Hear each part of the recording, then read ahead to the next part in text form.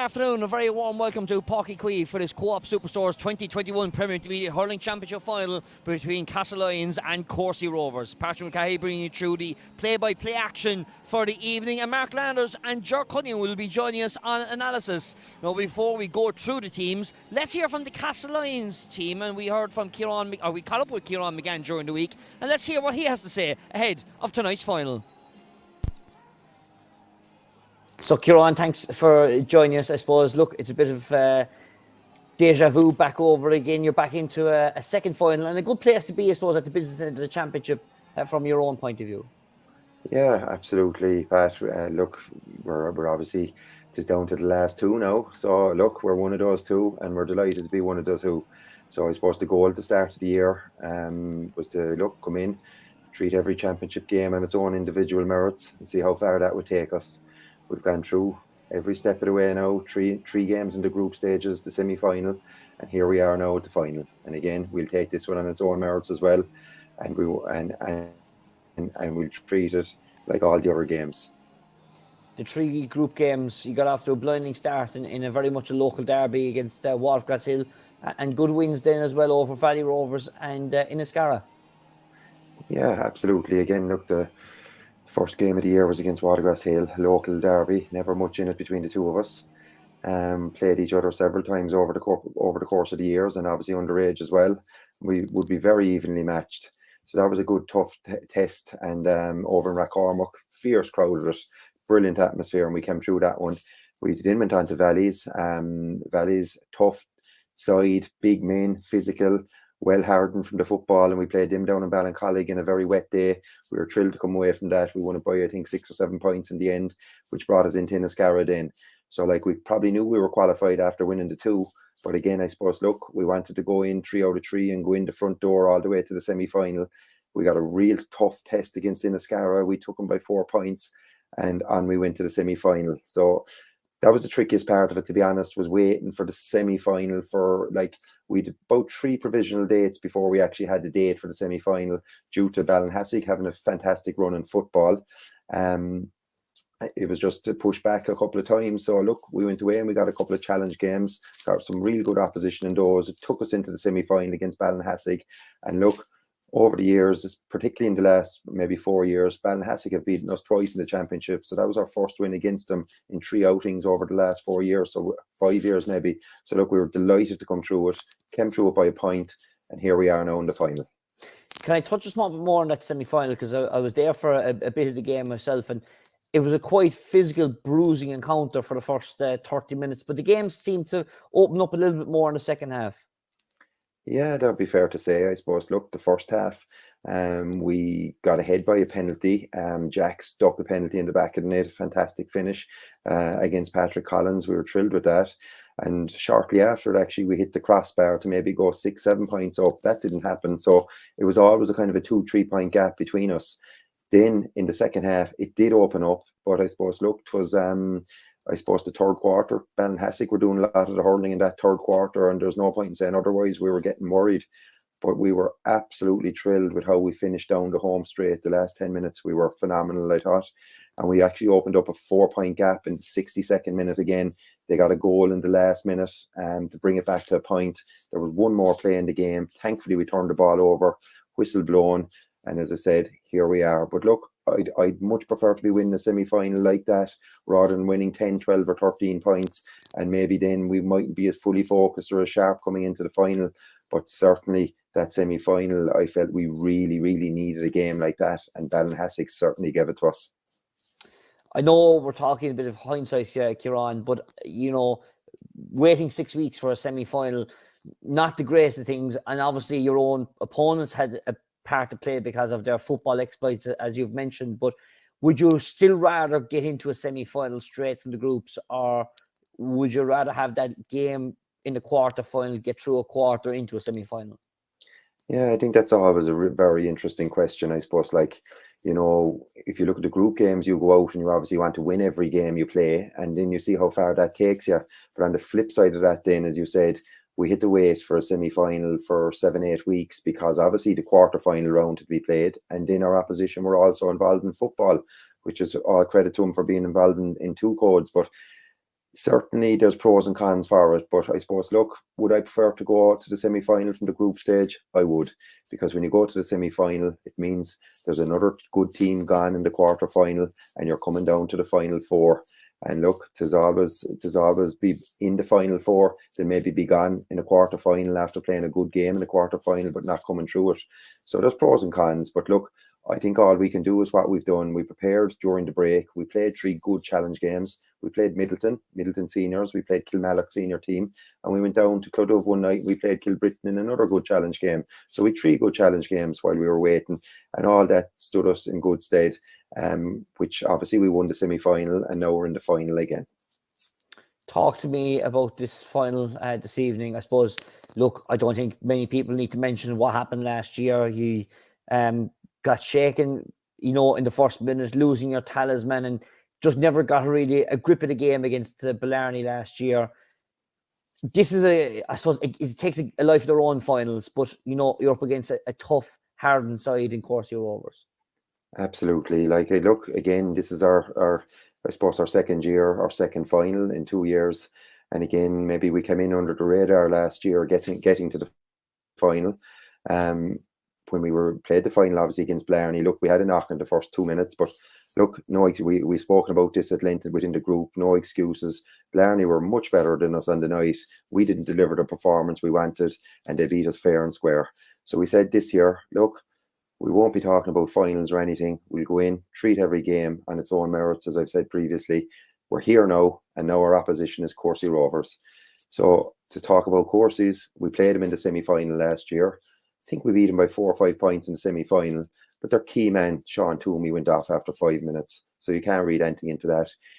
Again, you look at them, 2018, they took a very, very good Charleville team to a replay in a county final, and we see where Charleville have gone on to since. So we're under no illusions. We played Courcey Rovers in a challenge game in Castlelyons this year in July. I think they beat us by 2 or 3 points, but it was a fantastic game. Sun shining in Castlelyons. Courcey's came up and played us. They went about their business. They came up in the night. They videoed the game. They're serious men about their hurling. So look, this final, it's obviously the 2 best teams left in the competition, given that we're both in the final. But look, we can't wait for the old cliche. Bring it on, but it's going to be an absolute battle. And finally, I know there's plenty buzz around the village of Castlelyons, but from a team's point of view, a clean bill of health going into the game. Yeah, again, look, there's a great buzz around the place. No, I suppose on the flip side of that, we had 7 or 8 weeks to wait for a semi-final, where you turn around now and there's a week to a final. So there's a great buzz, but I suppose, everyone is kind of all go this week in terms of sorting tickets and where do we get tickets with the new online process, and, which has worked very well. But look, there's a fierce buzz around the village. The flags are up. The whole community is behind us. The whole parish, everyone comes together for these kind of matches. And again, look, very similar to Courcey's. Look, we're fierce proud of our hurling here in Castlelyons. And look, the buzz is fantastic. This is where you want to be. This is what you train. This is why you start out and train in January, February, March to come here and be in a county final. So we're here now. So again, it's all about delivering a performance on the night. And if you deliver a performance on the night, if you're not good enough, at least you can hold your hands up and say you were beaten by a better team. But the key thing for us is to get that performance.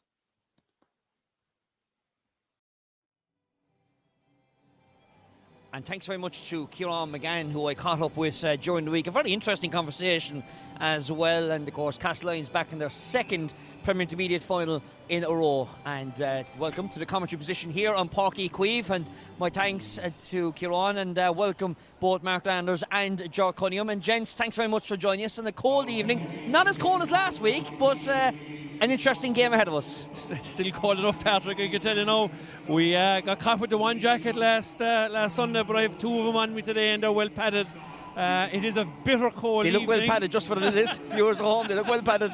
And hopefully this time he'll come through injury-free, Patrick, that the cramps that he nearly had to be taken off last week from the commentary team with the cramp last Sunday, that he'll come through okay today.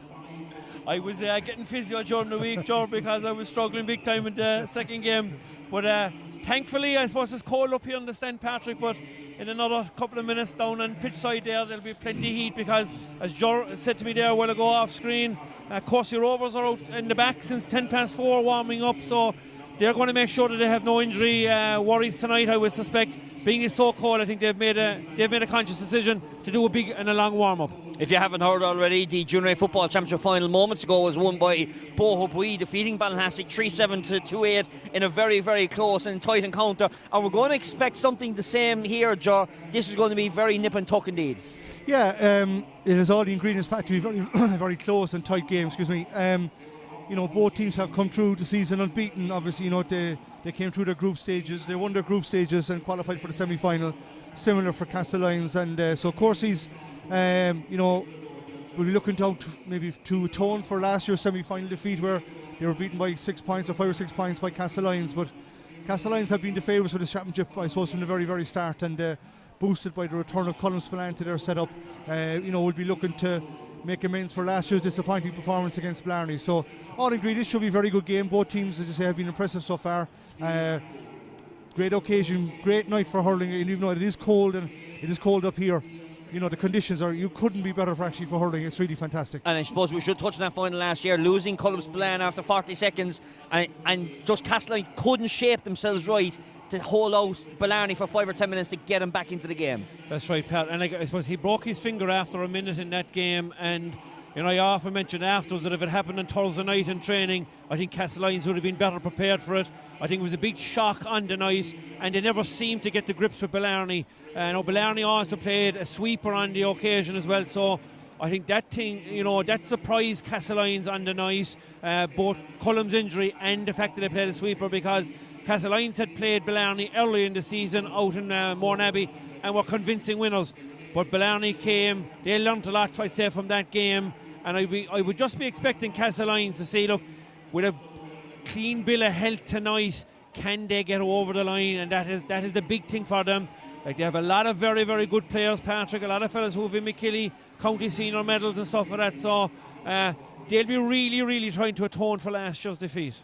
Okay, let's have a look through the teams. We'll start with Courcey's. On our right-hand side, they'll be in the red and white stripes, and they go unchanged from the 2-19 to 17-point win over Valley Rovers 2 weeks ago. Kevin Collins, Olin Coleman and Aidan O'Donovan, who should be wearing 2, 5 and 15 all out. And in come Colm Daly, Dennis Coughlin and Liam Collins. Their scorer-in-chief, Richard Sweetenham, with 35 points, 25 of those coming from frees and 2 from 65s. And, of course, one name that will be reminiscent with Cork, the Cork agenda will be Sean Toomey, wearing number 11, starting centre forward, scoring 2-6 in this year's championship to date. As for Castlelyons, they come into this game after a superb win last weekend against Ballinhassig by 1 point down in Páirc Uí Rinn, 117 to 116. We've seen a couple of players already this year in the Senior Hurling Championship, in the likes of Jack Barry, Colm Barry and their captain Anthony Spillane, who scored 113 in this championship, that goal coming in the first round against Watergrass Hill. Colm Spillane will be a major play in the centre of the field, may not line up inside there, and their scorer-in-chief, of course, is Alan Fenton. He's got 31 points from play, the fourth highest score in the championship, and 22 points of those coming from frees. George, we'll start with yourself with Courcey Rovers. Yeah, interesting. As I said, Courcey's going through unbeaten. They've no doubt their forward line, as you say, Richard Sweetenham, Ronan Nyhan and Sean Toomey, they need big games for those tonight, Patrick, to really put the pressure on Castlelyons. As you say, I know Sean from the Cork setup this year is a really, really good lad. He's a really strong player. He is something different. He's unorthodox, holds it with the left hand, catches with the right hand. Had a good year because he struggled early on the year with hamstring injuries, but has come back in. Interesting to see where he'll line out. He's named at 11.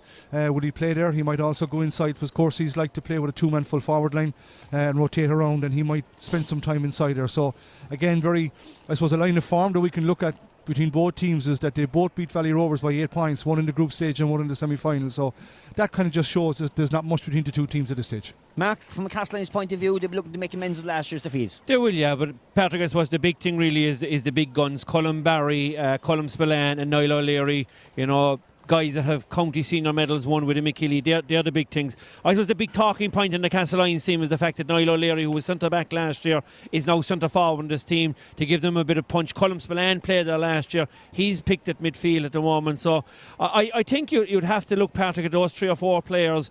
If they play well for Castlelyons and they're nearly straight up the middle of the team, a really, really good spine, and then put Anthony Spillane in at full forward as captain again this year. that's where Castlelyons will look for the strength. They'll be going straight up the middle, Patrick. I can't see them spraying the ball out to the side, so they'll be going for power straight up the middle, and they will be looking certainly to Niall O'Leary, I suppose, the inter-county player, to get him over the line. Just seen the toss take place on screen. Anthony Spillane winning the toss, playing into the Blackrock end in this opening half as teams start to settle down.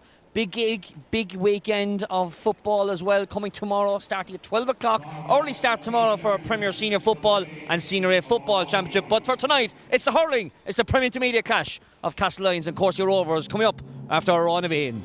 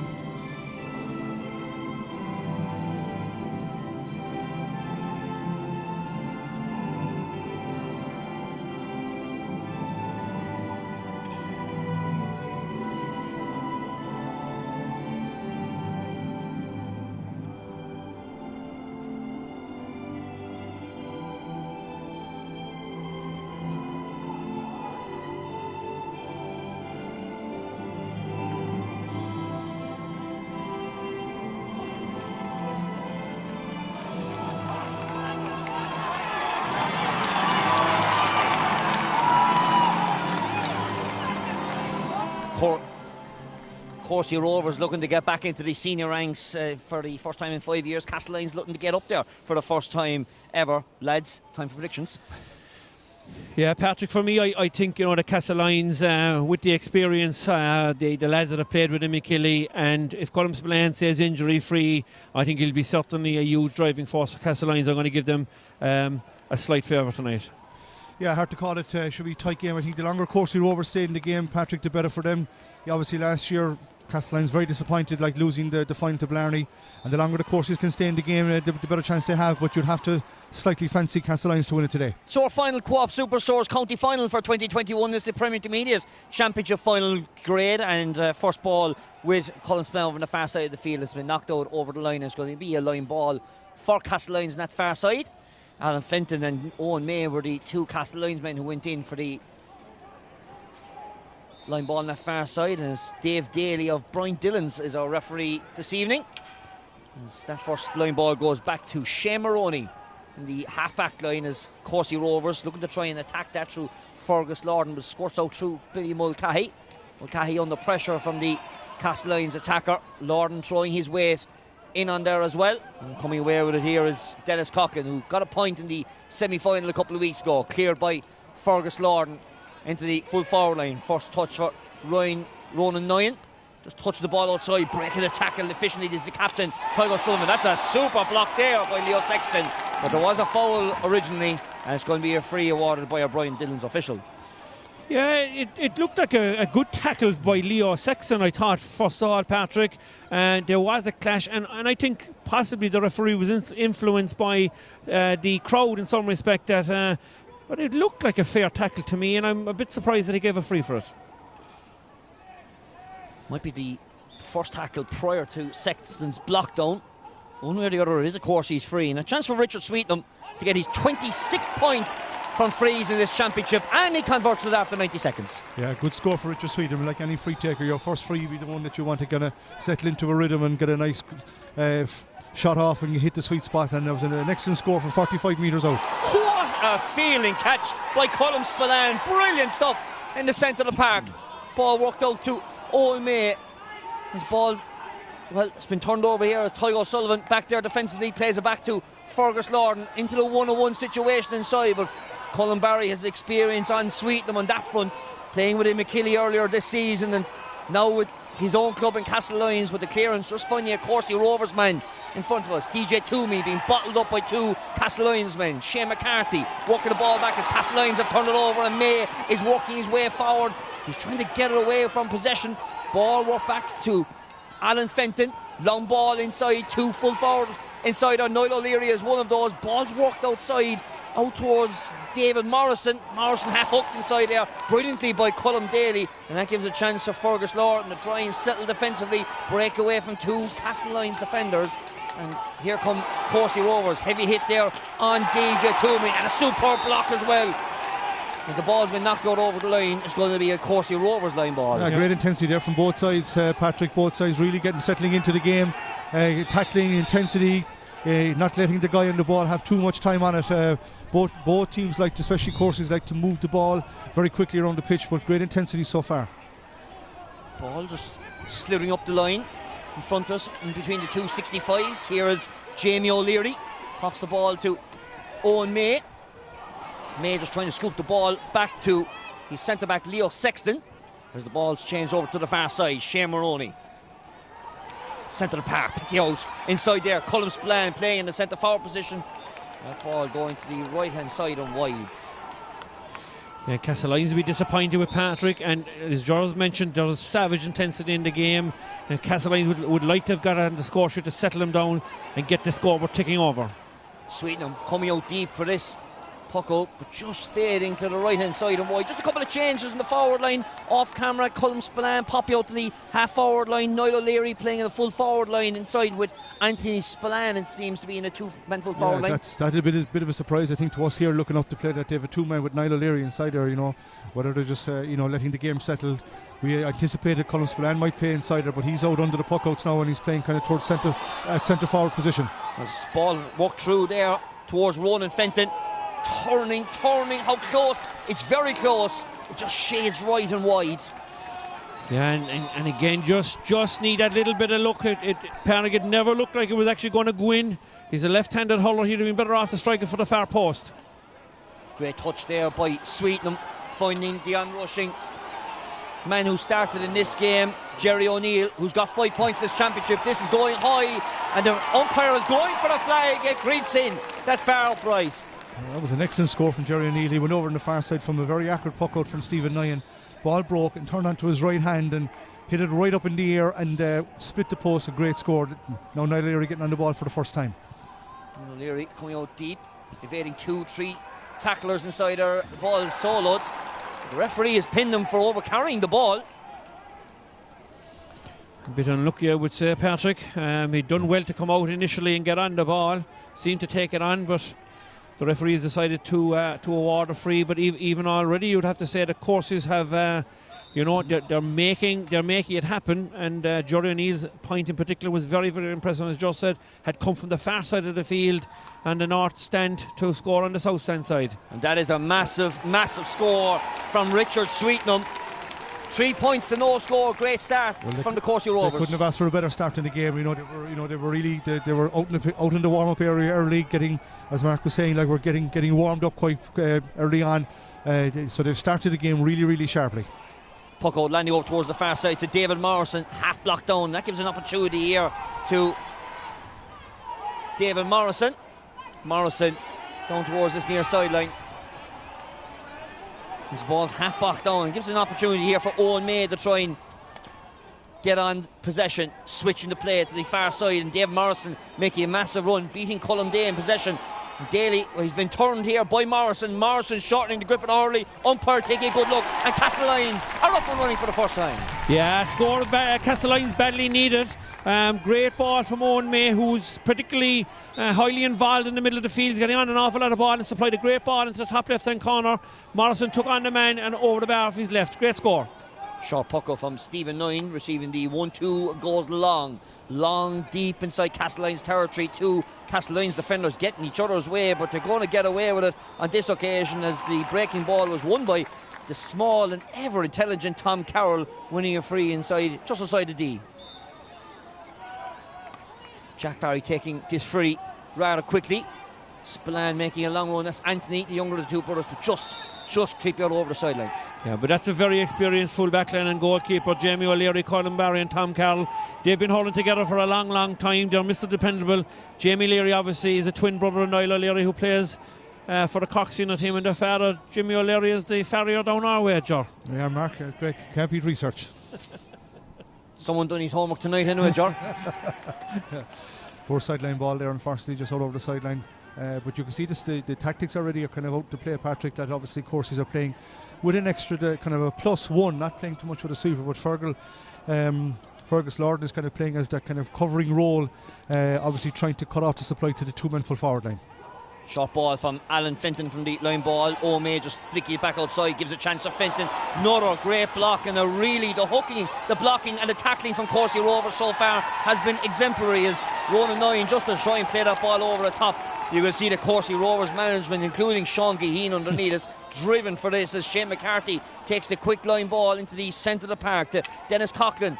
Back outside to Martin Collins, who switches the play to the top of the right. But as Courcey Rovers have drawn so many back, well, Tom Carroll just got caught there for a moment, but now he's got good speed and efficiency to clear the lines outside to Leo Sexton. And Sexton, from his own 45, picks out Courcey Rovers defender in Coughlin. And that wasn't too much great either, as Ronan Fenton intercepted that one. Ball to the centre park to Alan Fenton, man who scored 31 points in this championship. He's getting himself in the Premier Intermediate Championship final. His tally is up and running. Excellent score, ball across the field there to Alan Fenton, who had kind of moved in from his position in the half-forward line, and immediately he struck the ball. He gave a fist pump, so he knew the ball was gone over the bar. So Castlelyons now begin to settle into this game. Stephen Nyan with this puck out to the centre of the park. Courcey Rovers break it down through Liam Collins, but again the breaking ball going the way of Castlelyons in the early stages. Shaw crisp hurling out towards Alan Fenton, finding out towards his near side to Leon Ducey. Ducey does well just to keep it in from going out, and closely marshalled by our sideline official underneath us. Ball in towards the centre. Lovely deft little foot touch there by David Morrison. Ball breaks outside to Ronan Fenton, shortens the grip of the hurley, going a long way in and going a long way over the bar, and all of a sudden Courcey Rovers were leading after 6 points to 3 minutes and no score. 9.5 minutes gone. Great response from Castlelyons, and 3 points from play more in particular, and they're up and running now. But the quality of the game all over the field is at a high standard. Shot going over on the far side of the field. Where's the umpire going? He's going to the line because he sees it going left hand side and wide. 2 wides apiece. There's a stoppage in play here because there's an injury over on the far side. Looks like Richard Sweetnam could be injured. Yeah, it took a heavy blow, Patrick, in a collision with one of the Castlelyons players. A very fair challenge, 2 shoulders colliding. But overall, I just mentioned that I thought the standard has been pretty good, but the intensity is excellent, and the one feature of the game so far is the blocking on both sides has been excellent as well. That's a crucial part of the game now, Jordan. Hooking, the blocking, the tackling, that all adds up into your performance as a whole over 60 or 70 minutes. Yeah, it's huge, and you know it sets the tone for the day. You know what I mean? People look at these, you know, in modern days, the game is loose, and you know there's a lot of passing and a lot of skill work going on, but you still can't beat the old way, like in hooking, blocking, getting the flicks in. I think that sets the tone for the day. That shows the intensity that where you're at. So both sides showing really good intensity so far.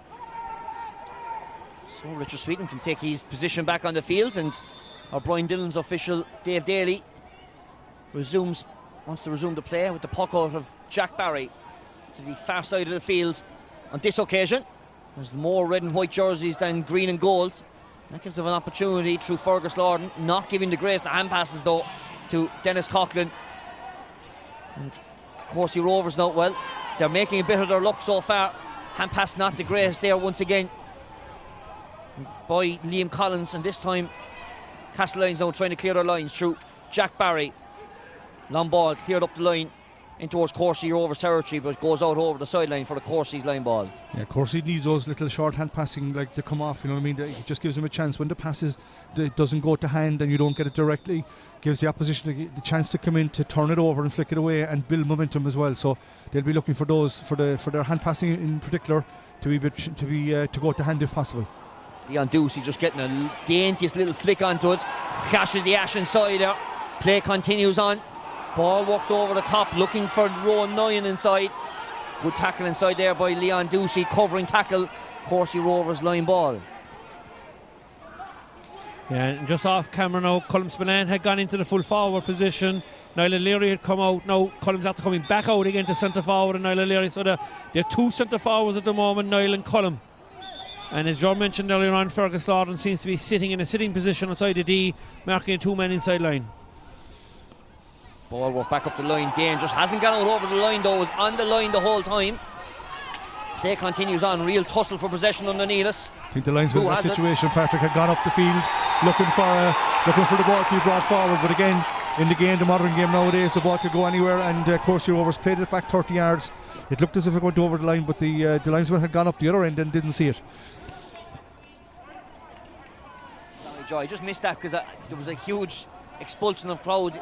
Yeah, the linesman, I think, had gone up the field expecting the Courcey Rovers to hit the sideline ball into the forward line, but again he went back about 30 or 40 yards, and I think the ball had gone over the line. He didn't see it, and Courcey's were turned over, resulting in a free for Castlelyons. Well, I'll be straight with you, I thought it was on the line, to be honest with you, but one way or the other, it's the sideline official who's in charge of this near touchline for the first half, and that is some score from Alan Fenton. Yeah, that's a fantastic score inside his own 65-yard line. And now there's a slight breeze, just looking at the tricolour, blowing into the Blackrock end. This is favouring Castlelyons in the first half. There's a puck out from Stephen Nyan down towards this near side. Courcey Rovers have plenty on the break there if they can get possession through Ronan Nyan, but it seems to be that the Castlelyons man, well, he just scooped it up ahead of him, got possession away, and that gives an opportunity for Courcey Rovers to try for a shot in Sean Toomey. And Toomey goes short into the hands of Jack Barry, who carries it to the 20-metre line. Smashing puck down towards the opposite 20-metre line as Cullen Spillane picked around inside. Oh, nearly broke to David Morrison. And that gives an opportunity for Fergus Lorden to try and clear the lines, but he's under pressure from both Castlelyons men. But now, well, a chance not to graze the passes back from Dennis Coughlin to Stephen Nyan. We did very, very well to evade the tackle and the shackles of the Castlelyons men as Colin Daly clears the lines to the far side of the field, and Jack Barry cleaning it up very quickly. Owen May over towards that far side of the field. Colin Barry, May, shot going in, long range, right and wide. Yeah, and good communication there between Colin Barry and Tom Carroll in the full back line. Tom was going to win, and I say got a call from Colin to leave it off, who popped the ball out to the middle of the field, but the opportunity has drifted wide, right and wide. Puck out down in deep in Castlelyons 45-metre territory. Alan Fenton from his own 45 clearing the lines down to the near side. Morrison seems to be attempting to get in a lot of possession, but he's creating havoc in that Courcey's defence as Colin Daly has been fouled as he was breaking away out of the tackle. Yeah, good defending there from Courcey's. Liam Collins did very well there to win the ball. Stephen Nyan coming out to take the free outside his own 45-metre line. Stephen has been well renowned for being a huge puck of the ball, so this could be quite within his range, even though there probably is a slight breeze against him. But it's probably noticeable that both teams are kind of playing with I'm not going to call it an out-and-out sweeper, but a kind of +1, so there's an extra defender, so you need to walk the ball through the lines here. Stephen Nyan, he's got 1-3 in this championship. The goal coming from a penalty against Ballinhassig, against Valley Rovers I should say, in the semi-final. 1-7, 1-3 from frees. That ball going to the left and wide as we go to the water break. After being 3 points and no score down, Castlelyons lead after the first quarter, 4 points to 3. Yeah, and certainly Courcey Rovers had the early start. They had the momentum, got 3 points on the board, but Castlelyons have worked themselves back into the game and are now leading 4 points to 3. But overall, it's a very, very level game. The quality is very, very good, and it is very tactical, I would suspect, as well. There's a lot of movement, particularly in the Castlelyons forward line. All their forwards seem to be moving around, barring Anthony Spillane, who's the one stationary person, staying inside in the full forward position. But more often than not, Castlelyons are kind of playing a 2-man inside line, and they have their third inside forward is coming out to the half forward line and going back into the full forward line, interchanging. Yeah, I suppose again, Mark, one of the noticeable ones there that I suppose the big player from both sides, Niall O'Leary and Sean Toomey, really have not been in the game so far. We've only mentioned Niall and Sean once in that quarter of an hour. So both teams will be looking for Niall and Sean to get into the game because they're big players. Both started inside in the full forward line, which I thought was a bit strange from a Courcey's point of view, because Sean Toomey will be known for a good man under a puck out, and he's inside marking Colin Barry. So I'm not sure that's the that's the right thing for Sean Toomey, because he hasn't really, I think he's got one touch of the ball so far. Niall the same, playing inside, you know what I mean. You're depending on the ball coming in, so both sides will be looking to get their star players on the ball more often. So both teams getting themselves back onto the field. Looking around to see Cullen Spillane going back inside the full forward line alongside the brother Anthony, and I was a bit surprised, Paddy, that the referee blew on 15 minutes because there was a stoppage for an injury to a Courcey's player. I thought it might have went on for 17 minutes, but here we are starting again. Of course, the referees are entitled to take the water break between the 16th and 20th minute at their discretion. And Sean Toomey has won the breaking ball, trying to break inside towards Castlelyons territory, takes on the man off the left-hand side, and that, after a mistake from the puck out from Castlelyons, it's a superb levelling score. Yeah, well, as Jordan just mentioned in the water break, that Sean Toomey was the one player that Courcey's needed to get involved in probably more known for striking off his right-hand side, but a great score off his left-hand side over his shoulder. Jack Barry doesn't think twice on this occasion. He goes long, deep inside Courcey territory. There's a real fight for possession on that far side, and our sideline official to that far side, Cathal Egan from Glen Rovers, awards the line ball to Courcey Rovers. Yes, and it looks, Jorah's right about the +1. The cornerback Jamie O'Leary now is in splendid isolation at the moment, and there's a man coming into now, and the other Castlelyons player has gone out to this 4.5 backline, you could say, at the moment. So there is certainly a spare man back there on the Castlelyons backline, shall we say. It's definitely 7 versus 6 on both sides. Shot ball, heavy hit taken there on that occasion, looks like by Alan Fenton. Plenty of collisions, evading 2 tackles to that far side of the field. Ball going in, but going to the right hand side and wide. Yeah, good opportunity there for Castlelyons to get on the scoreboard. They walked the ball, under pressure from the Courcey's defence, and Alan Fenton off his left hand hit the ball wide on the near side. And an unforced error on that occasion by Leon Ducey. Ball went out over the line, and Sean Toomey now settling himself to take this one. Beautifully cut, but just cut too well, really. As Jack Barry gets into the breaking ball, and from his top of the parallelogram, playing the ball across to Alan Fenton. Switch the play to Tom Carroll. Real speedster when this guy gets on possession. Good footballer as well. Playing the ball short, finding Owen May inside the Courcey Rovers 45-metre line. Good change around there from David Morrison. Ball going in, going left and wide. Yeah, I'd be disappointed with that now. It was a great opportunity. Castlelyons have walked it through the lines, and I think he will be really, really disappointed not to have knocked that ball over the bar. Great puck off from Stephen Nyan, finding one of his teammates to the far side, who in turn goes to Martin Collins for possession, but superly read there, reading the script. Leo Sexton on the ball. Didn't make too much of an effort to get up. Now he's on his feet. David Daly allowing players in the play to try and develop and clear it out themselves if they can. Ball is moving inside it, but it's Castlelyons again who have come out with it on this occasion through Jamie O'Leary, finding Leon Ducey to this near side. Ducey racing to the 45-metre line, shortens the grip of the hurley and retakes the lead from the Enniskillen side's point of view. Yeah, excellent score, and as Mark said in the last play from the puck out, like, they worked it through the lines, and I think when they work it through the lines they have a better opportunity of bypassing the Courcey's half back line where they have the extra player. So in the last 2 plays now they've gone through the lines a bit, they've worked into space, created the opportunity, and Leon Ducey came up the field there and off his right side hit a lovely ball over the bar. And a great boost for the team as well when your wing back marauding up the field and hitting it on the run. And not the easiest thing in the world to do for a half-back, but a really, really good score from Leon Ducey. Yeah, I think Castlelyons will need to do that, Mark, a bit more. Like, they need to work the ball out, because Courcey's have the +1, and maybe at times one of their midfielders dropping back to even a +2. So pucking it long into where you don't have the numbers doesn't make sense. So I think they have to try find a wing back stroke midfielder from the puck out, work it through the lines, create the space, and try hit Cullen or Anthony Spillane inside and hit the ball into space, because Anthony Spillane again has been quiet so far. Again, big player for them, but hasn't got on the ball too often. So they're struggling to get the ball past the Courcey's half back line. So I think playing it through the lines is the way to go. Yeah. And like you'd have to say at the moment, like you've Niall O'Leary, you've Colm Spillane, you've Anthony Spillane in that forward line.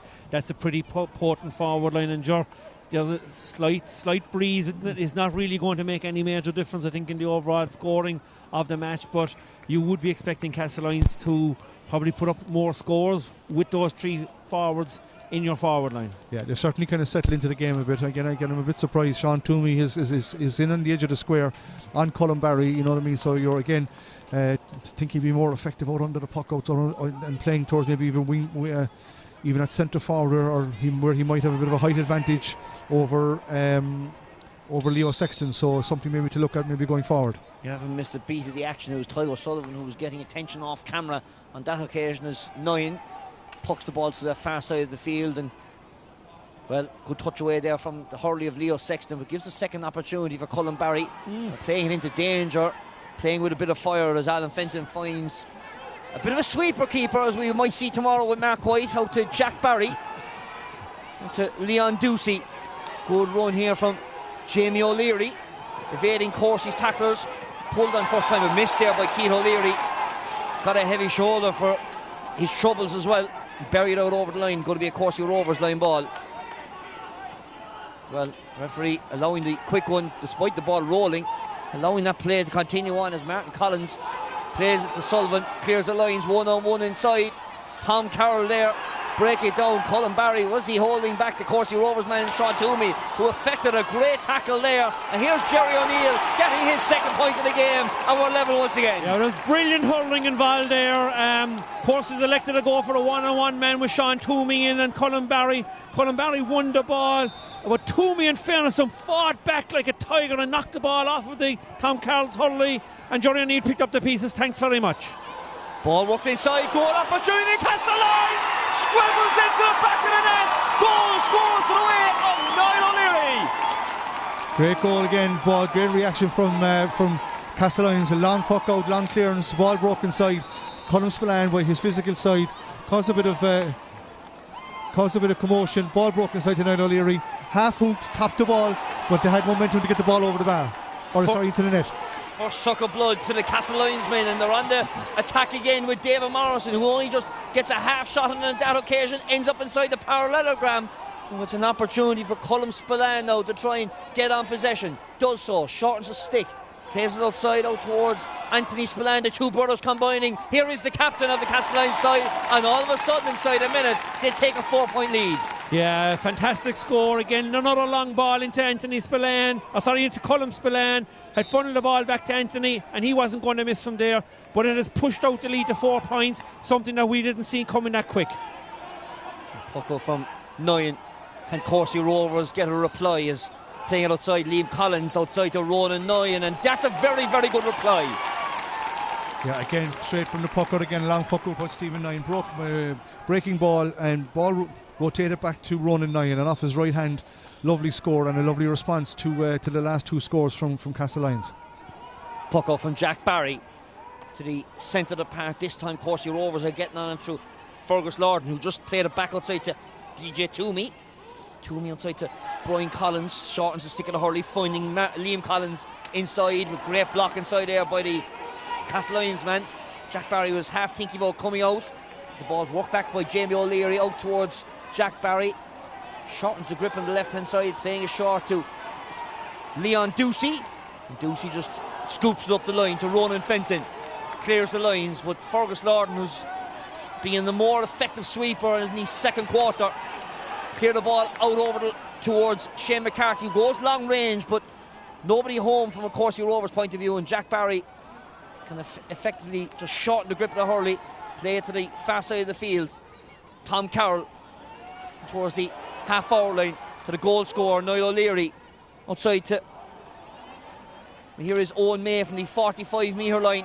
Shot going in from Owen May, and a score going the way of Owen May. Yes, and I mentioned him earlier on, Patrick, that he had a big influence in the first before the water break, and he's got a fantastic score now to push out Castlelyons put him back out to 4 points. Good arrow puck out there, but hasn't worked out from Stephen Nyan's point of view, as the Castlelyons man trying to effect a tackle on Keith O'Leary, who's being fouled. There was an advantage being played by our referee Dave Daly, a pull in the arm, he says. A chance for Castlelyons to extend the lead to 5 points. Yeah, I think Castlelyons will be happy with the situation where, of course, he's hitting long ball in there from Shane McCarthy into nobody. They had only one inside there. There's a long delivery inside there, and again gives Castlelyons a chance to work the ball. And in the last score there that was scored by Owen May, it was a ball from Niall O'Leary, created the opportunity, had a bit of space, gave him the opportunity, and here's a chance for Alan Fenton to put 5 points between the teams. It's also noticeable, I said, that the full Tom Carroll and Colin Barry in the full back line for Castlelyons are very much on top. Yeah, they're again, I suppose playing the extra man. When you're playing Fergus Lorden as your loose man, you must, you're going to suffer inside. So to put the ball going in, Mark has to be really good, really accurate, hitting long ball inside there because Colin Barry, very experienced full back, is mopping up inside there. And Fenton's third point of the game so far as Sean Toomey fell on the butt of the arse despite climbing highest on that occasion.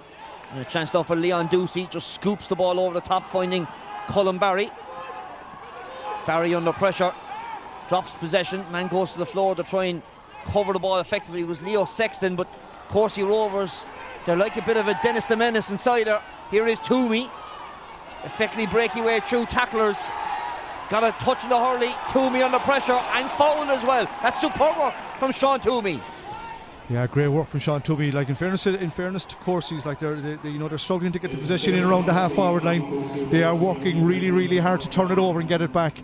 Sean Toomey again, very direct, won the ball, decided to take it on, and was deemed fouled by the referee that a free on just outside the 21-metre line. Two big men, Sean Toomey and Jory O'Neill, are making their presence felt as well for Courcey Rovers, and Courcey's need to get those two lads on the ball as often as possible. Score from Richard Sweetenham, he's third of the game as the margin back down to 4 points once again. Dave Daly blows the whistle to restart the game with the puck out. Shot at Tom Carroll, finding Leo Sexton. Long ball looking for Anthony Spillane. Super catch from the Castlelyons captain. Ball in, goes for the flag. What a score from the Castlelyons full forward. Yeah, and again came from a puck out from Jack Barry, walked out through the half back line. A long ball in from Leo Sexton, and Anthony Spillane caught the ball. Great catch and off his right hand, high over the bar. Great score, great leadership from Anthony Spillane in that occasion.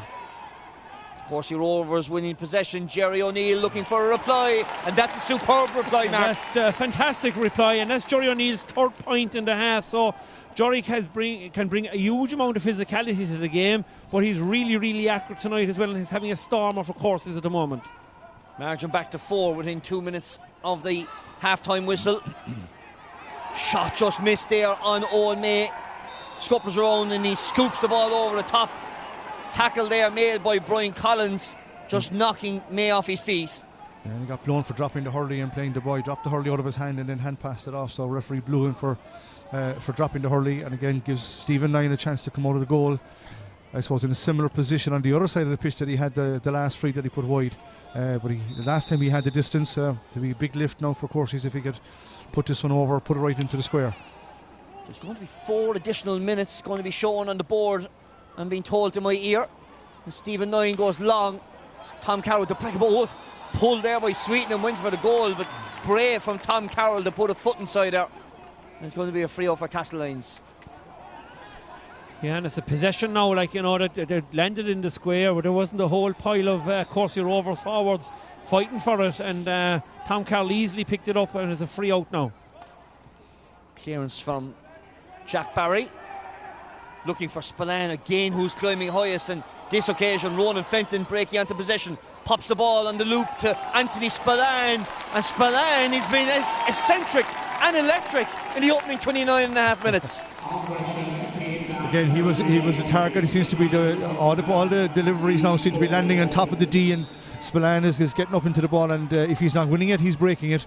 And off David Morrison there, he won a good ball and swiveled around and off his right hand, high over the bar. 3 great scores from Spillane in a row. Short puck from Alan Fenton in towards the full forward line, but just couldn't be picked up on that occasion by David Morrison, but Spillane scooped it away, and Morrison just kept it flicking in front of him, and a second goal could be a big score here as Morrison ends up going to the floor, falling over himself, tangling his legs, and Brian Collins sent the ball short to Liam Collins, but intercepted there on that occasion by the Castlelyons man Anthony Spillane, really fighting hard from his team. Niall O'Leary getting a hurley inside of Fergus Lorden trying to clear the lines. Here's O'Leary with a second bite of the cherry, pops the ball outside to Ronan Fenton, hand passing it off outside to the brother Alan Fenton, and Fenton looking to extend the lead to 6, can't do so. 4 minutes of additional time to be awarded. Yeah, and I think Castlelyons will be disappointed with that, Patrick, but there's good interplay between Anthony, Niall O'Leary and Colm Spillane.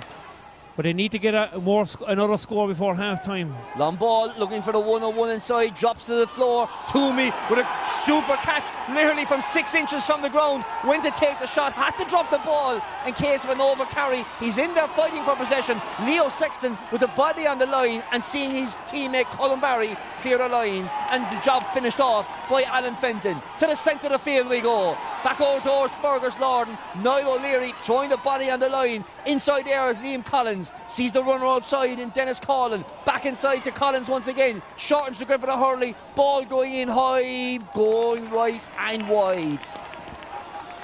Yeah, disappointing from that point of view. There's some really good intricate play up between Dennis Collin and Liam Collins before that, and he had a great chance. He was in the middle of the pitch, and probably one that he'll be looking at. He should have probably put over the bar.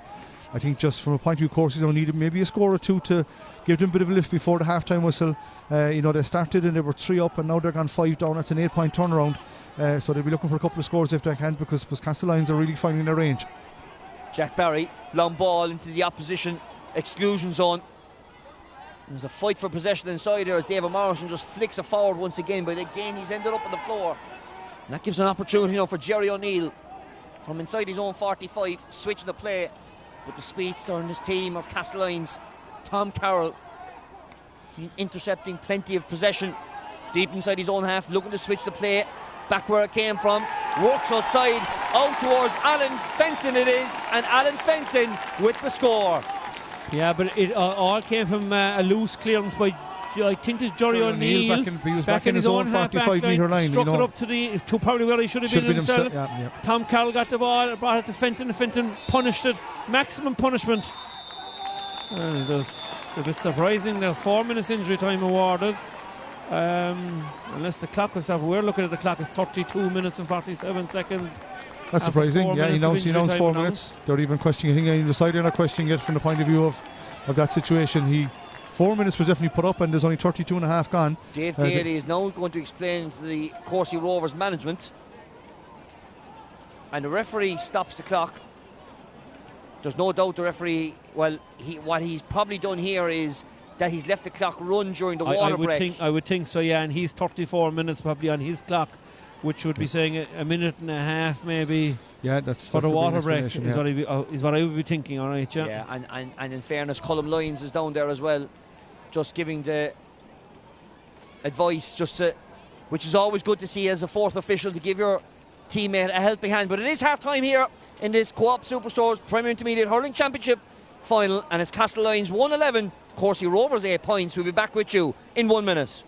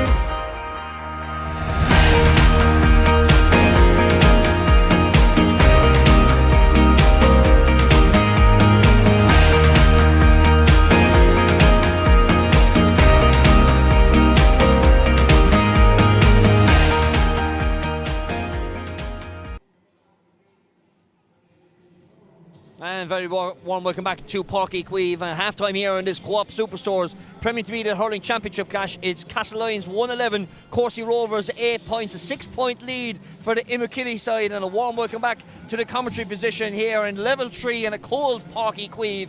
Patrick Mulcahy alongside Mark Landers and Joe Cunningham. And well, Castlelyons have turned it on in the last 26 minutes or so.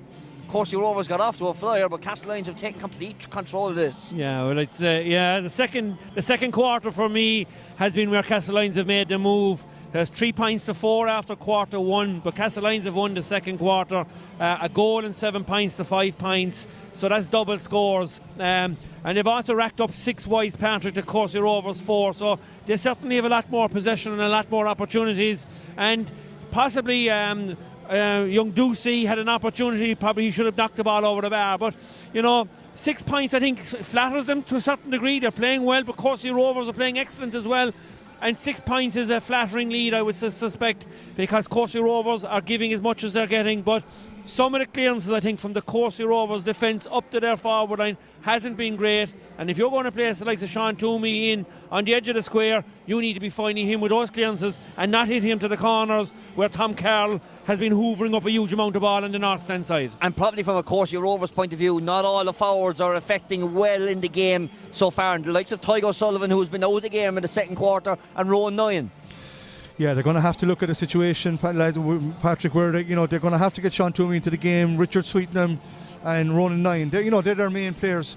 Jerry O'Neill has got 3 points from playing from right half forward, but as Mark said during the course of the first half there, he was inside his own 45-metre line clearing the ball. Now that's great, and that shows great work rate and great intensity, but if you're going to go back and get it, there's no point hitting the ball up where you should be yourself. And they're outnumbered inside there, and after the first, as you say, the first 4 or 5 minutes where they racked up 3 points, they've only got 5 points in 25 minutes hurling, whereas to me there Castlelyons was the Anthony Spillane kind of quarter of an hour. He came into his own. Like, Spillane is a lovely hurler, great, very accurate forward, and had a very quiet first quarter.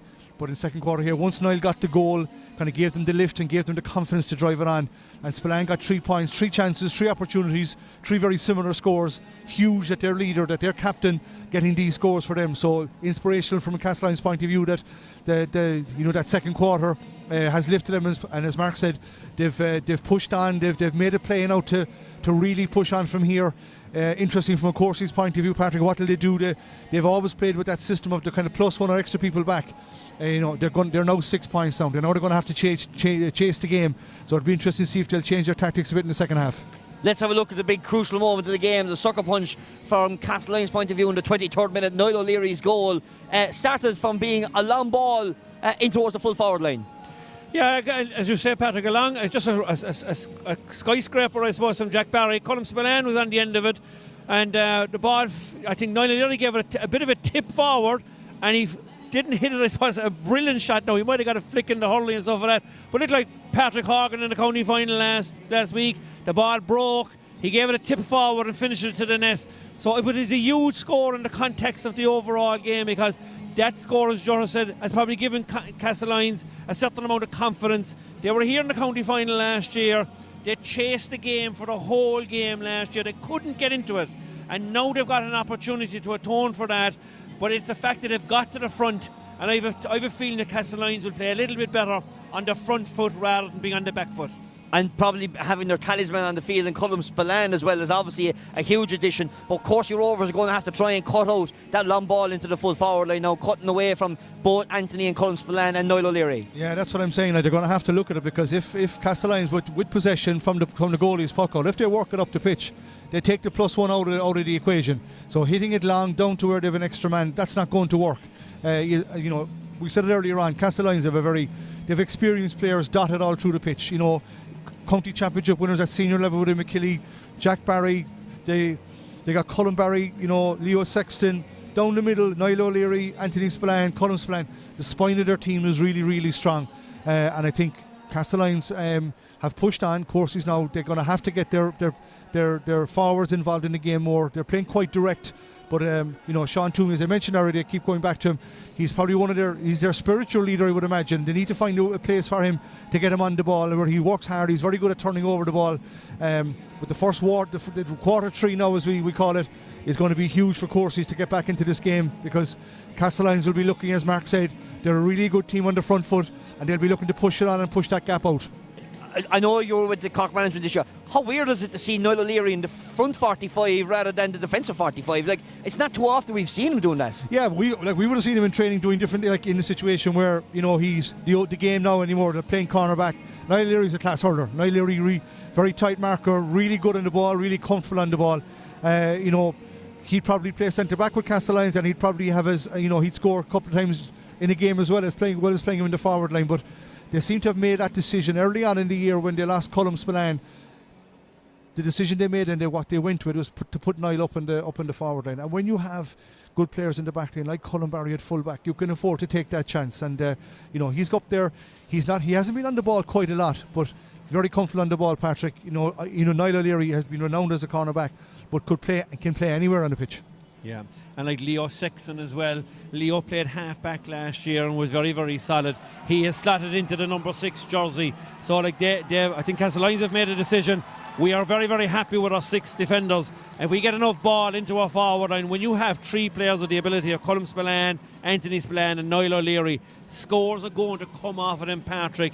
And like Niall O'Leary, you'd have to say, has probably had a quiet game, but he's had the major score in this game. So that also shows the quality of player that you have, that when an opportunity like that awards and presents itself, he can finish. And just going back to him playing cornerback with Cork, he got a couple of scores last year with Cork as well coming up the field. So he's quite capable. He's a very, very good hurler, and he's quite capable of playing in the forward line. And he's been a big boost to Castlelyons. Even though he hasn't been on a massive amount of ball, he's got the major score in the game so far. The other major plus as well from Castlelyons, Patrick, is Alan Fenton has done really well. He scored 4 points, 1 from free, 3 from play. Really good scores. He's working out towards the middle of the field. He has played in the past as a midfielder, so he seems to be roaming out there, creating a bit of space for the guys inside in the full forward line, but has got some really, really inspirational scores as well. So the Castlelyons forward line certainly look more dangerous and more capable of getting scores than their counterparts on the other side. Yeah, and I think as Joris has mentioned, Patrick, I said the big thing now for Courcey Rovers is what are they going to bring now in the first 5 or 10 minutes. I think if you're the management, if you're Sean Goheen inside in the dressing room, you're going to have to rev up your lads. They have to get back into this game. They have to get early scores to get their confidence back up. Like 6 points is a decent lead in any county final. But as we know, and we saw in the senior final last week, Midland led 15 points to 6. They were 9 points up. And with 15 minutes to go on the clock, it was a level game. So 6 points can be wiped out, but it just depends on the attitude the courses are going to bring to this second half. They complained at half time that the clock was blown up early. I think Castlelyons are out in the field now 2 or 3 minutes. I would figure that the Courcey Rovers players and management want to break down the door to get out and play in the second half. Well, here they come out to the field, the men wearing the candy stripes, red and white, representing the South East Division in the second half. And it's all to play for in this Co-op Superstores Premier Intermediate Hurling Championship final. Castlelyons were 7 points down at half time last year. They're up 6 this year. Big turnaround. Can they pour on the pressure, or can Courcey Rovers come back for more? Positional change from Courcey Rovers as Liam Collins goes to the centre of the field for this clash ball. It's cold in Páirc Uí Chaoimh, but I can tell you the heat and tempo on the top of the field is getting high and intense as the second half is started underway. The referee is pinning him for throwing the ball.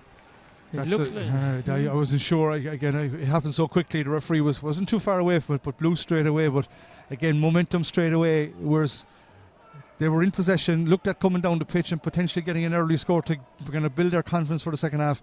Now Alan Fenton has an opportunity on the 65-metre line, dead centre in front of the post, to give them an outstanding start to the second half. Well, this is the perfect start that Castlelyons really want to try and extend the lead to more than a 2-score game, and Alan Fenton converts the score. Well, that's a bonus score, I would say, in anyone's language, because in fairness to the Courcey Rovers wing-back, Shane McCarthy had done very well, had popped past the ball out, but the referee has pinged him, I think, for throwing the ball. Puck out to the far side of the field for Stephen Nyan, finding Sean Toomey. And ball knocked out over the line by a Castlelyons man, so it's going to be an opportunity inside here for a Courcey Rovers point of view. No wonder, is there a change, because Aidan O'Donovan is on the field. I wonder if there's a change in the Courcey Rovers setup. We'll gather that in a moment as that line ball goes to the right hand side and wide. And here is the change. DJ Toomey has been replaced by Aidan O'Donovan at half time. So that is the substitution on the field as Jack Barry for the first time in the second half with the puck out down the centre. Just slipped through the hands of the Courcey Rovers man. Liam Collins, and the shot going in here from Anthony Spillane, or Colm Spillane, is it? I think it's Colm Spillane, yeah, off his left-hand side, and exactly the performance and the start the Castlelyons would like to the third quarter. 2 points on the board to extend the lead out to 8. It's a big score indeed, as Courcey Rovers trying to break away from the tackle, but again with a hurley insider tackling hard. Shane Maroney just couldn't get it back to his teammate though. Chance for Rowan 9.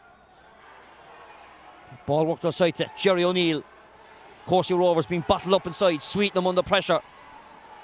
Drops the ball, trying to get a scoop up. Back in it again as Alan Fenton just flicks it forward. Evading tackles is the big man Aidan O'Donovan, doing very well. They burst away out of the ruck.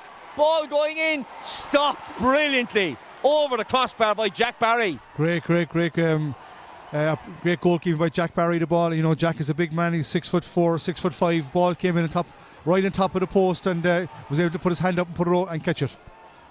Puck out going short in towards the Courcey Rovers man, Sean Toomey. Magically he picked it up in front of him, and he's been fouled inside there. It looked like a tackle from the Aviva. I thought at one stage again, there was 4 of them lads around, like Sean Toomey inside there. Like Castlelyons are really defending, and in the play just before that the ball went into Jack Barry. Like they're defending that, and that's why they can afford, I suppose, to play Niall up in the forward line. That they've defenders who are working really hard. So an opportunity now for Courcey to notch one back. And Sweetenham looking to try and reduce the margin by a point in the second half, getting themselves in the second half up and running. The Courcey's can't afford any mistakes now, Patrick. They have to get themselves back into this game as fast as possible, and they have to stop that Castlelyons forward line to keep the scoreboard ticking over. Puck out from Jack Barry. Colm Spillane climbing really high after getting that score moments ago. And did a question, well, the Castlelyons mentors are absolutely livid with that decision. His own May just scoops the ball out over the top, and May, he's been pinned for scooping the ball out of his hand, and if anything, the referee's been consistent. I think he's right. He actually dropped the hurley and he actually hand passed it, threw it up with his left and hand passed it with his right. I think the referee got that right. I think that decision, that one was right, but I think just before that, there was a high pull from a Courcey's guy, and that's what the mentors on Castlelyons side were looking at. It was a knee-high pull, and the referee obviously was kind of not sure that he saw it, but again, chance for Stephen Nyan. Stephen Nyan with a long-range shot, but pulled it to the left and wide, and that's a costly error there. Well, it's Patrick. Every score is vital for Courcey's, and opportunities like that, they seep away at your resolving with your heart, and you know they need every score to go over the bar now to keep the confidence up. Puck up from Jack Barry, finding Colm Spillane. Alan Fenton just didn't get a pick in it, and that gave an opportunity for Owen May, but he was greatly tackled there by Liam Collins. Collins, who just pops the ball over the top, finding Aidan O'Donovan. Ball back to Dennis Coughlin. Great ball into the corner, finding Jerry O'Neill, but Leo Sexton showing great pace there to beat the Courcey Rovers man inside, but Jerry O'Neill was in there, not found wanting, playing the ball into the parallelogram, but nobody home. And a chance for Colin Barry to try and clear the lines. Ronan Fenton from deep inside his own defensive zone, played on top of it. Courcey Rovers man, shot from Dennis Collin, going left and a mile left wide, nearly missing the back netting. Yeah, that's very frustrating from a Courcey's point of view. Inside in the full forward in there, Sean Toomey was inside in a 1-to-1, and Dennis Collin decided to go for it. Like it was a difficult shot, and as you say, went well wide. Puck out to the far side of the field. Colm Spillane again trying to field some ball. Great tackle in there from the Courcey Rovers man to knock Colm Spillane over it. But again, Castlelyons fighting tooth and nail inside there. Ball walked outside to Owen May.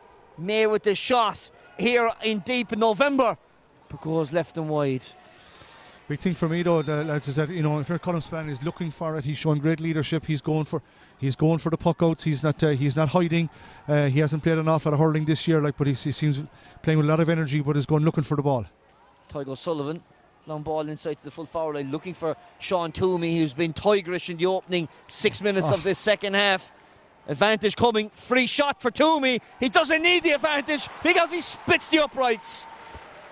And to be fair to the referee, he had a wall that are free, but he left the advantage rule play out, and Sean Toomey stuck it. And they're better off because they'd lose a minute, 60 seconds by the time the free taker go over, and might have missed it. Jack Barry trying to pinpoint a tackle to that far side, but ball knocked out over the line, and the Castlelyons man just picking up a knock there as Shane McCarthy went to attack that ball. And just some attention going to be required over that far side. I think Shane McCarthy had come out under the high ball. He had nothing. His eyes were totally fixed on it. I think it might be Owen May who's down, and I'd say he possibly might have got a knee into the back and the follow through when he was batting the ball from the puck out. Chris Hennessy is an PIHC official on the far side of the field, just taking a look at the players, and there's a substitution here underneath us. Cathal Egan with the flag up, and the substitution for Courcey Rovers is Colin Roach is coming in. He's replacing Dennis Collin. Good to see Owen May back on his feet over on the far side of the field.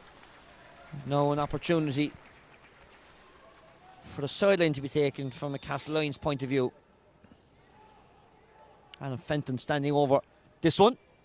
Great cut from the wing forward from Castlelyons. Fergus Lorden nearly beaten to the punch on that occasion, but did very well to just shepherd the man away. Chance for Courcey Rovers now to try and pick up the pieces. But here again, Tom Carroll, he's having some game playing cornerback. Ball worked back to Leo Sexton. Clears the line, switch the play to the far side of the field. That's a super catch inside there defensively, but the interception nearly on by Colin Spillane. Stephen Nyan has to commit himself out to it. And Courcey Rovers, well, an opportunity there goes amiss from a Castlelyons point of view.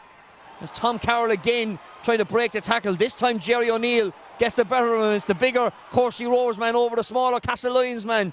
Two men in great strength and stature on both respective sides. As, bit of a wild swing by Shane Maroney. Referee happy to leave play continue on. And ball walked down, but Courcey Rovers are going to get on top of this through Liam Collins. Ball to this near side. Puck there taken by Sweetenham. Long range going towards the edge of the square, just batted out by Jack Barry. And finding the wing back in Leon Ducey. He plays it outside to Alan Fenton. Ball inside, but not the greatest as the Castlelyons man takes a slip in Liam Collins. And Collins was fouled with a pull of the jersey. Free out, Courcey Rovers. Yeah, and again, you'd have to say that some of the ball that's going into the Courcey Rovers forward line, the ball isn't sticky inside, but that's down to the quality of the Castlelyons defence. The other thing is, I think Jerry O'Neill is starting to flag a little bit, Jerry, as well. He's gone into the full forward line. He's done an ocean of running, got 3 points in the first half, has done an ocean of running, but he certainly seems to have got a little bit tired at the start of the second half. Castlelyons substitution here. Ronan Fenton making his way off the field. He's been replaced by Barry Murphy. And Stephen Nyan now from outside the 45-metre line. We'll see if he'd learned from the last time here, Patrick. He was in a similar position there a couple of minutes ago and put it wide on the left-hand side. This time he's going to the right-hand side. He's landing inside in the square, and it's going to be called for a square ball against Jerry O'Neill. You certainly wonder what Courcey's have, as you say, Mark said, from a speed point of view and a fitness point of view, like they're... Too short. It looks like he was standing inside the 21-yard line, I think. Yeah, too close. The free is too close because it was a square ball. The free was too close. It was a square ball, yeah. He pucked the ball in. He needs to travel 20 metres. Yeah, and it didn't travel 20 metres because he was inside the 21-metre line. So correct call from the referee. Now, big decision here now. Did it take a score and bring it down to 5 points? You just see the replay here, as you can clearly see, he's barely over 14 metres standing outside it. And a big decision here now, off the back of a technical foul. 5 men on the line for Castlelyons. Sweetenham, what does he do? He goes for the white flag. Yeah, well, that's a big mistake, I would say, with 2 very, very experienced players, and Jack Barry and Cullum, a bit of brotherly love. There'll be a chat later, I'd say, about that. Whose fault was that? Ball batted down brilliantly by Shane McCarthy, but just found its way to Leo Sexton, who just scoops the ball over the top to Shane Maroney. Maroney evading 2 tackles brilliantly, scoops the ball, keeps it moving forward as Colin Spillane tried to get a flick in it and squirted it through to Fergus Lorden. Lorden finding in the centre of the park Tygo Sullivan, runner outside in the right, played it left, wrong decision from the captain of Courcey Rovers, and that gives a chance to Castlelyons through Owen May. Ball long in towards the full forward line. Super touch by Anthony Spillane. He's been on fire so far. pops the ball outside to Barry Murphy, literally only on the field a matter of minutes, looking to get himself at the score sheet. Goes to the left hand side and wide. Let's say a good evening to Sean O'Sullivan, who contacted us during the week. And Sean, I hope you're keeping well. As this ball going a long way in, going to the left hand side and inside the near upright. And Sean O'Sullivan, well, I can tell you, you were diagnosed with cancer a month ago, my friend. You started treatment last Monday. It's great to have you join us this evening. A super score from Jerry O'Neill. Yeah, massive score. Just a score that the Courceys need. They need to build on that now. They need to fight tooth and nail for the next puck out and turn the ball back towards the Courceys forward line. 4 scores in a row from a Courcey's point of view, but Owen May stems the tide and releases the ship back into the sea. Lead back out to 5 points. A great score from Owen May from a puck out again, breaking ball onto it. He took a chance on that the ball was going to go through, picked up the ball on the break and off his left hand put it over the bar. It's a very good score from Castlelyons, because like the last 4 or 5 minutes, Courcey's began to settle back into the game a bit and got a bit of a foothold in their half back line. So that's an important score for Castlelyons, just to steady the ship a small bit. Puck out to the far side of the field and an opportunity for Castlelyons again as Barry Murphy skips through Barry Murphy and Colm Spillane, and a chance now for Courcey Rovers to reduce the margin to 4. A bit of a Gary Owen here from Jerry O'Neill, looking for Sean Toomey. He got a hand to it but just couldn't grab it, and a chance to try and clear the lines from Castlelyons' point of view, but a mistake there defensively by Shane Maroney. And it's going to be Courcey Rovers line ball, and all of a sudden the South East Divisional side aren't out of it. They were never out of it, Patrick, but they're fighting tooth and nail for everything. Yes, you know? Richard Sweeten from the short sideline evaded the tackle and a brilliant score. Yeah, Raw from the sideline. Definitely the ball was moving from the sideline, because they just threw the ball down and hit it on the spot. I think it was moving, but hit the ball to Richard Sweeten and off his left hand. A massive score. That's a huge lift to Courcey Rovers. First time we've seen Niall O'Leary in a good while in this second half. Pops the ball to Alan Fenton. Ball being touched on there by David Morrison. Scoops it forward once again. Kicks it forward for the second time. Spillane kicks it himself. Goes to pull in Nyan. With the bigger stature of Nyan is going to shepherd away Anthony Spillane. Shortens the grip of the hurley. The referee stops the play. And it's going to be a free out for the hurley being dropped inside there. I'd say, or is he pinging the goalkeeper for picking the ball off the ground, I'd say, Patrick. That's what he's well, sorry, I thought the interpretation was that he released the hurley out of his hand. Interested to see the replay here, men. He comes out to tackle. He covers the ball here with his body. Picked it out. Clean off the ground. The ball was rolled. He flicked it to himself. It was rolling. I don't think it bounced into his hand. Pretty sharp pick up from the referee there. Well, Dave Daly has been pretty laser-eyed this evening. I know, but to win a county, you need those breaks, sure. You do, absolutely. They got one straight after half-time. Yeah. The free when Courceys were in possession. And I suppose we call them an unforced error, I suppose, in some respects. This is probably going to be their second free of the second half now. And to win counties, you need those bit of breaks along the way. They're just keeping their heads in front. In fairness to Courcey's, they've come back into the game and they've really put the last couple of scores have closed the gap to 4. Chance here for Alan Fenton to put it back out to 5, but Courcey's are not gone away yet. Well, we're coming to the end of the third quarter, and a chance for Alan Fenton to tack on another score to his name this evening, and completes that. Again, you feel the Courceys need to get Sean Toomey on the ball a bit more often. So Nyan, who was pinned for that pick up off the ground, clean, straight up, pucks the ball out, but again Jamie O'Leary winning possession. Shortens it to Shane Maroney, finding Alan Fenton, just left it slip through his hand. Good tackling from a Courcey Rovers point of view. Pops the ball outside to Jerry O'Neill. Skyscraper going into the Blackrock end. And another brilliant score from the name of Jerry O'Neill. Yeah, I think he took a breather. He certainly did. He did. He went into the corner. He said, I need to fill the lungs with a bit of air. And Jerry has come back out into his traditional half forward line position and has got 2 monster scores and push him out to 5 points in play with 46 minutes played in the game. 4 points in it. And there's a replacement. Owen Coleman coming in for Aidan O'Donovan, who's only made a short spell as we go to the water break at 3/4 time. Well, at half-time it was 6 points. They extended the lead out to 8 points to Castlelyons, but from 4 points in a row from Courcey Rovers sees the margin as the three-quarter time, only 4 points, Ger Cunningham. Yeah, I think in fairness to Courcey's, we said that in the third quarter they were going to have to look at maybe trying to see where they were down in the game. Their tactics seemed to be were questionable. But, you can see down in front of us here, there's real huge motivation going on here. They've certainly answered the questions that we asked of them. They've brought it back. They've scored 6 times in that period of time. So they've brought themselves back into the game. Only 4 points in it. So all to play for now at this stage. And you think of the 2 unforced errors, Joe, that Courcey's were pinged for. If they didn't concede them, there'd only be 2 points in it. They'd have it from 6 points back to 2. We always knew Courcey's wasn't going to go away. There's a county title on the line here. There's senior status on the line for next year.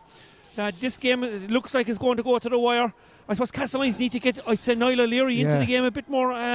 He's certainly gone out of it in the second half. You'd certainly wonder, would he be better off to go out the field more so? He's playing in the inside. He's gone to left half forward here now in front of us. They've put Colm Spillane inside. Again, Colm hasn't played an awful lot of hurling this summer, and certainly Niall hasn't been in any shape or form any influence on the game at all, other than the goal that he has got. So you'd wonder from their point of view, would they be better off to bring him out, maybe to bring a man out there, because if Anthony Spillane, who was on fire in the first half, if they can get enough ball into Anthony Spillane, you'd imagine he's quite capable of getting the scores to try to get him over the line.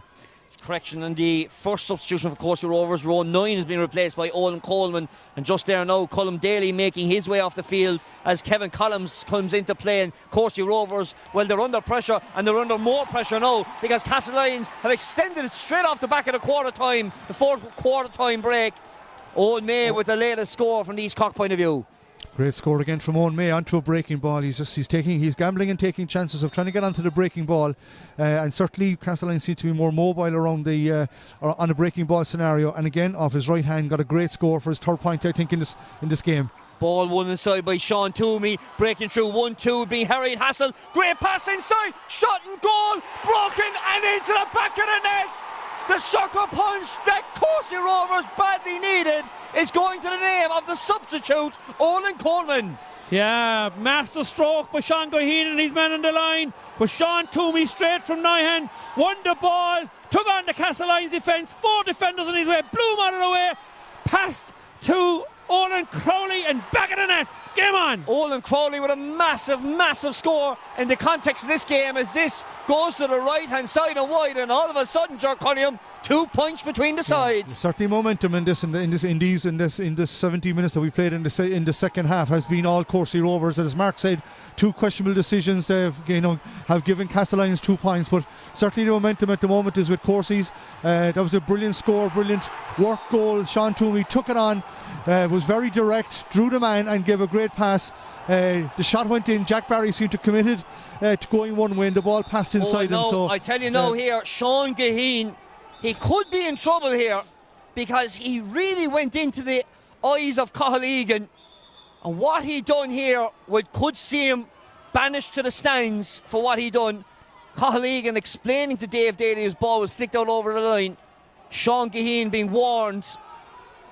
I think it is Sean Goheen. Yeah, but it just look. This is the narrow decisions with county finals and rest on. He was blindsided. Sean was. He felt that the Castlelyons player Tom Carroll had lost the ball on the way out. He hadn't. There was a Courcey Rovers man, gave a small little flick and has knocked it out. And the referee is correct, and his linesman is correct. Line cut to the far side from Alan Fenton. This time Courcey Rovers getting the rub of the green through Martin Collins. Richard Sweetenham steadies the feed, looks right to the Blackrock end, ball going in, monster score, and we're down to the minimum.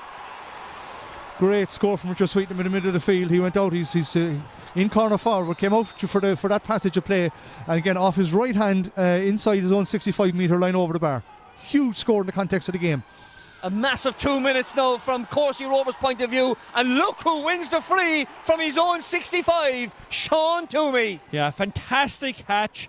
He's the talisman, the man that they go to all the time when they come under pressure. This is a crucial score, because if Courcey Rovers can get level, it'll be a huge boost to them. They need to get this ball, it needs to go over the bar to keep the momentum going. coming to the conclusion 10 minutes. has it. Sweetenham gets his 8th point of the game, and all of a sudden, from being level in the 17th minute, 8 points down in the 34th minute, it's now a level game with 10 minutes left on the clock. We've seen this in the past, Marco teams, so they come back from when they lose, when they're down 4 or 5, 6 points. Getting level is a huge thing. The next score, if they can get ahead of them, they'll ask serious questions of Castlelyons.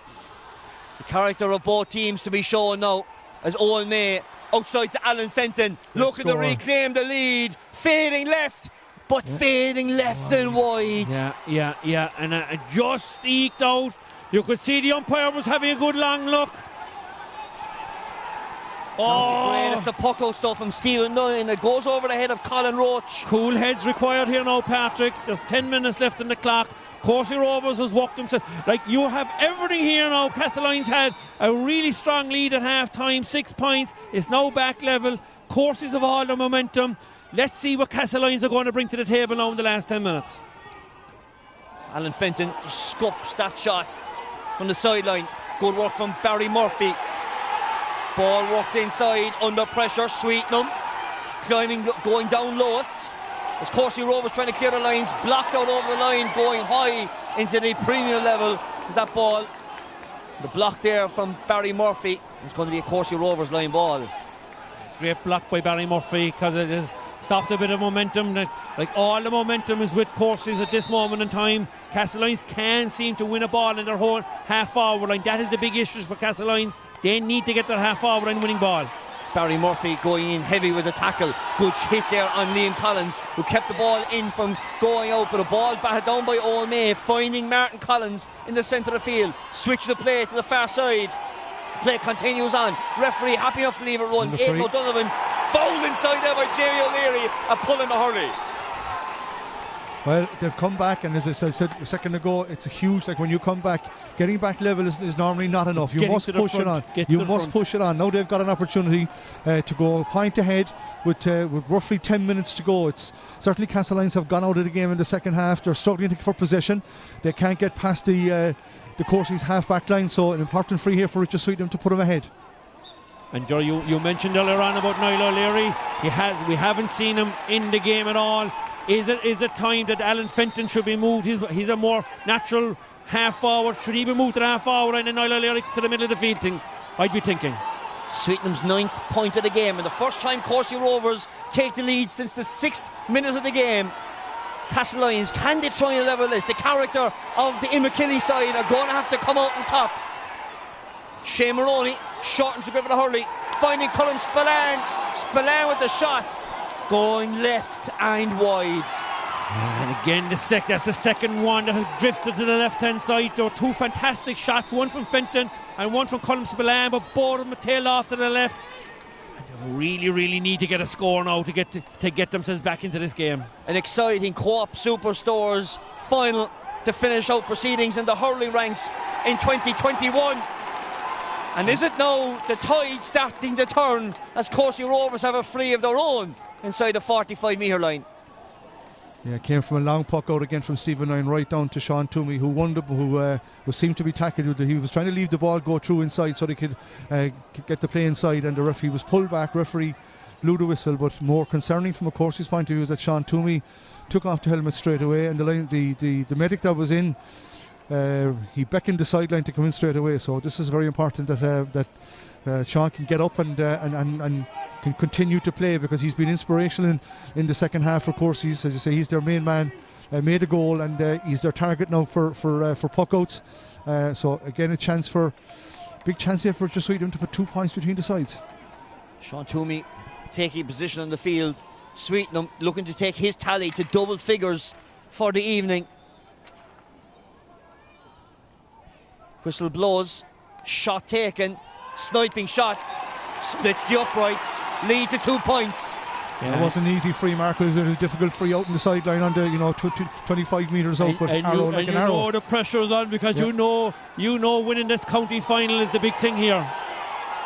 Colin Barry advancing up the near sideline. What a tackle by Owen Crowley, and a chance now for Sean Toomey to try and break forward. Advantage coming, not accrued though. Sean Toomey fouled in the centre of the field, and a chance to take the lead out to 3 points.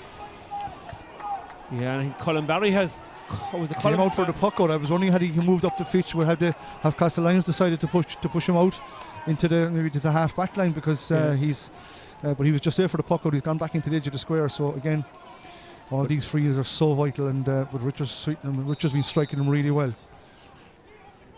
Richard Sweetenham has headed to the top of the leading scorer in the Co-op Superstores Premier Intermediate Hurling Championship, and now he's looking to extend his team's lead to 3 points, and he converts the score. Yeah, and all the momentum we'd mentioned earlier on is all with Courcey's now. Castlelyons need to get on this puck out to give themselves any chance of getting back into it. Sweetenham with the last 5 points in the game, 4 of them from frees, as this time Courcey Rovers have lost possession defensively inside there. Barry Murphy fighting tough tooth and nail, but this time again Courcey Rovers come out on top. Fergus Lorden under pressure pops it outside to Crowley, and a great find outside to Colin Roach. Shot from Sweetenham, half blocked down by Maroney. Again though, Sean Toomey's been electric in this 4th quarter. Shortens the grip, great block by Tom Carroll, and that gives an opportunity for Castlelyons to try and spread the play. Jack Barry looking for the brother, immediately switch it. Sweeper keeper, right corner back. Barry, that's Jack, the younger brother of the two, goes long from the 20-metre line, looking for Colm Spillane. Touched on inside by Alan Fenton. This time Anthony Spillane trying to get in there. Ball knocked away though, and Fenton now under pressure from 3-4 men in red and white, as Barry Murphy works the ball outside to Owen May. And now all of a sudden Castlelyons can't get a score for themselves. That's the pressure in the fairness to Owen May. He's had a fantastic game for Castlelyons all day. 3 points from play, but he'd be disappointed that he didn't knock that one up and narrow the game back to a point. Well, great defending again from the Castlelyons backline there. Liam Collins and Brian Collins doing great work inside there, holding Anthony Spillane. And here's Sean Toomey again running through. Toomey under pressure. Ball to the far side. Toomey's been pinned for illegally hand passing the ball. Yeah, and before that, it looked like he was foul going through. It looked like he got a shoulder into the head, but he has been hugely influential to getting Courcey's back into this game. Free taken by Colin Barry, looking for Anthony Spillane, but the hand just not in fire as it was in the first half, as the ball scooped back to Fergus Lorden from Colin Roach, and Lorden clears the lines into the chest of the Courcey Rovers man Owen Crowley. Under pressure, Tom Carroll holding him out over the line. Ball's not going out over the line. Now it's going to be a Castlelyons line ball. Kieran McGann absolutely livid in the Castlelyons technical area. Yeah, but it's narrow margins now. There's 3 minutes left on the clock. There'll probably be a minute or two of injury time. Everybody knows every ball is vital, and in fairness to the referee, he's leaving it flow as well.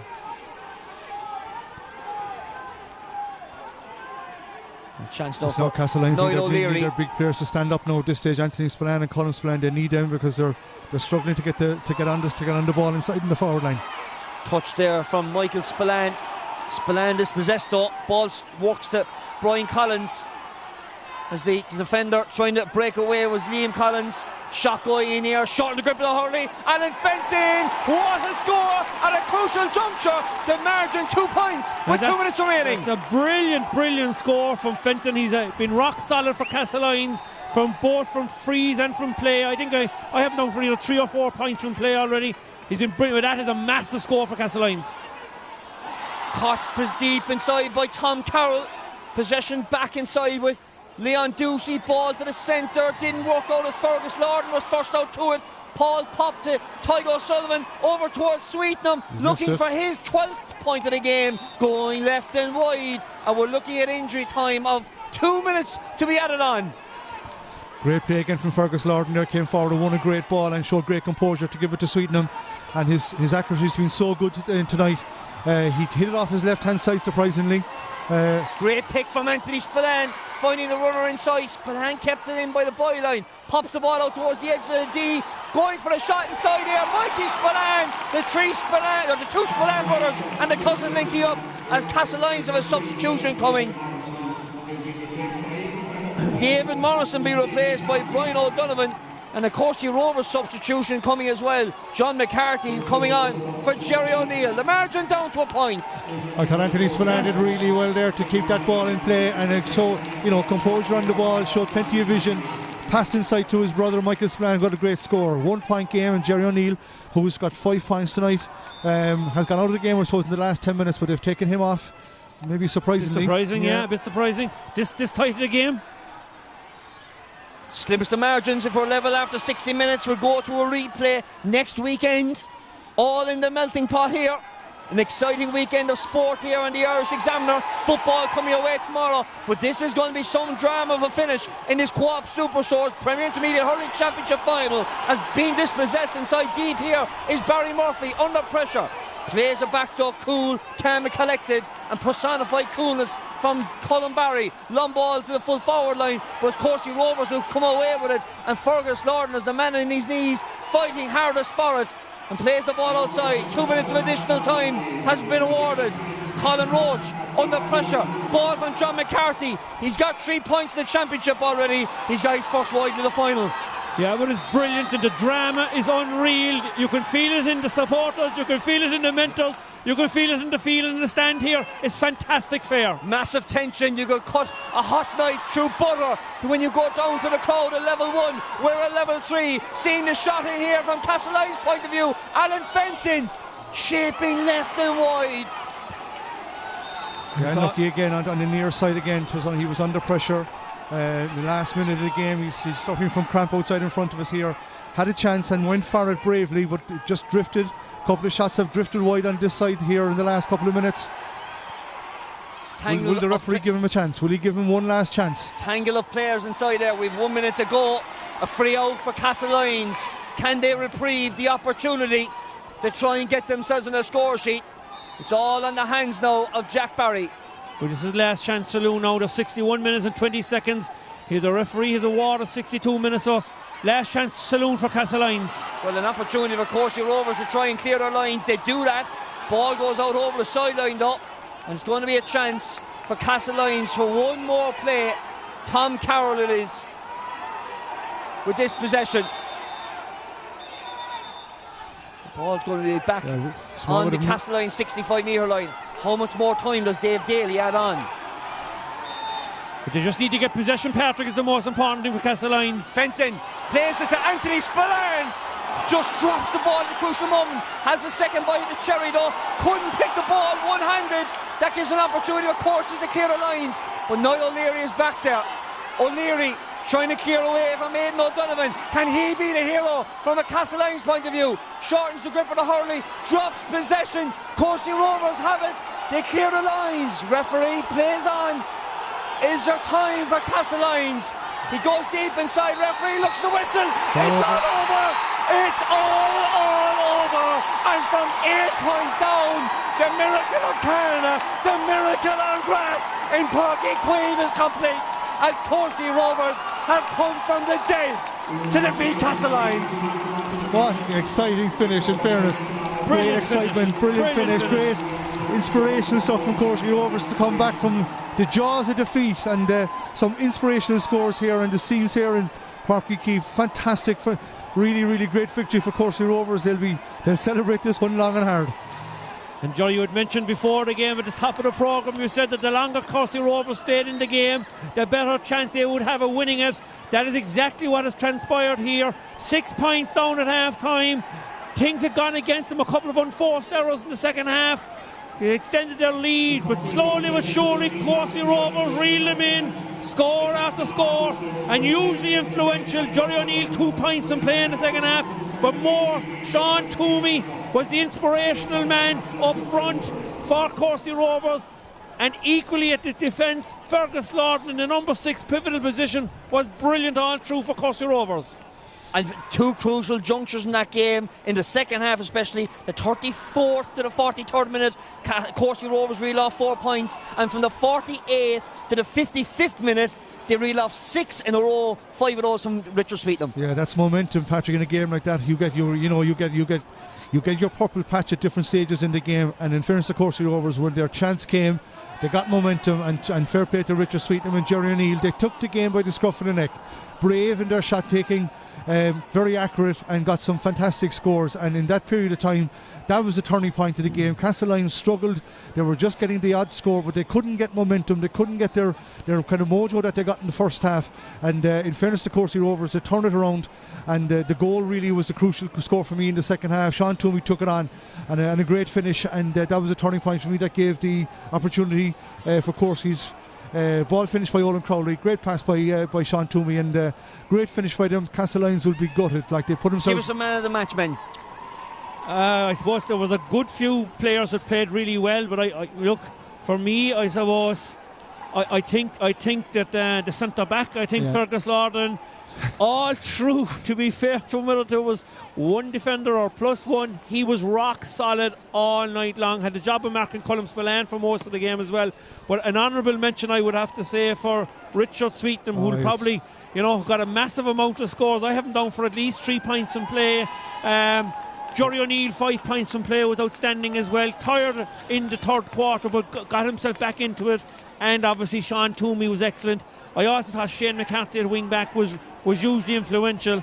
And can't argue with any of those, Mark. Every one of them, I think, definitely from a defending point of view. You look at Fergus Lord and the amount of the sweeping up that he did. I think he controlled that second half all the way through the second half. Again, Richard Sweetnam, fantastic scores, both from frees and from play. And people say, people look at the free takers sometimes and they'll be saying he got his scores from frees, but they all have to be put over the bar. Some difficult ones there under pressure. And Jerry O'Neill, huge scores early in the second half to bring them back into the game.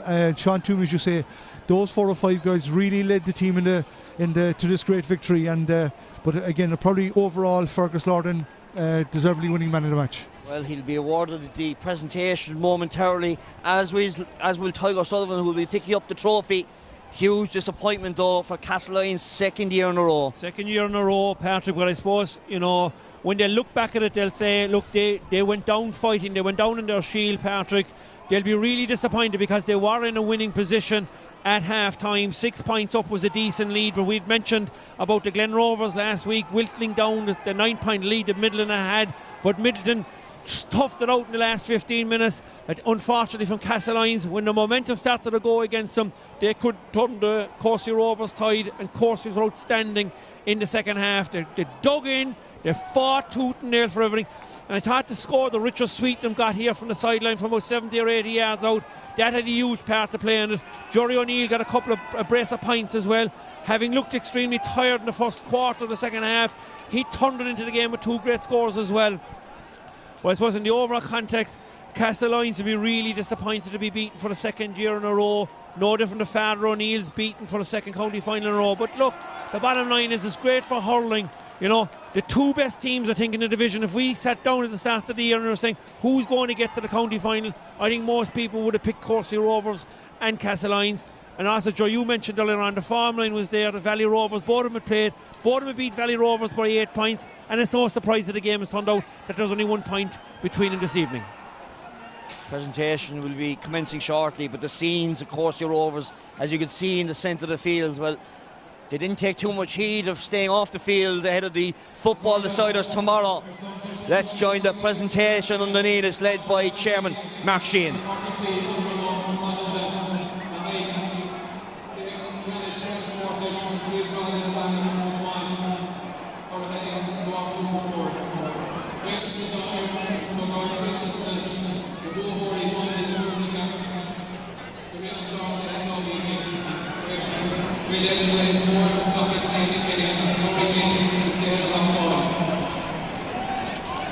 Ladies and gentlemen, on behalf of the Cork Premier Intermediate Hurling, I'd like to welcome you to Cork this evening for this most auspicious competition final of the Superstores Cork Premier Intermediate Hurling Final.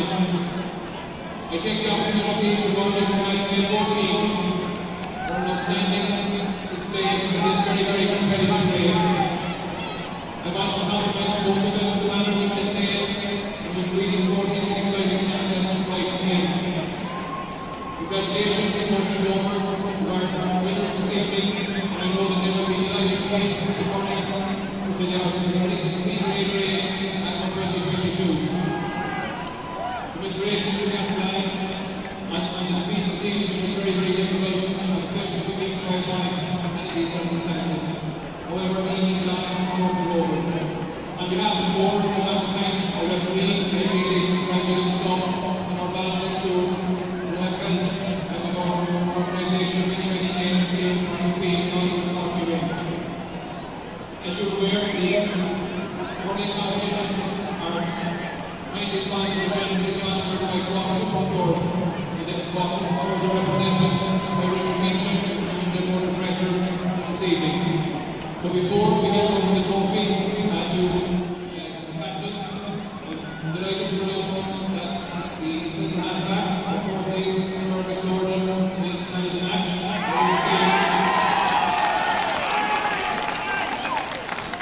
team.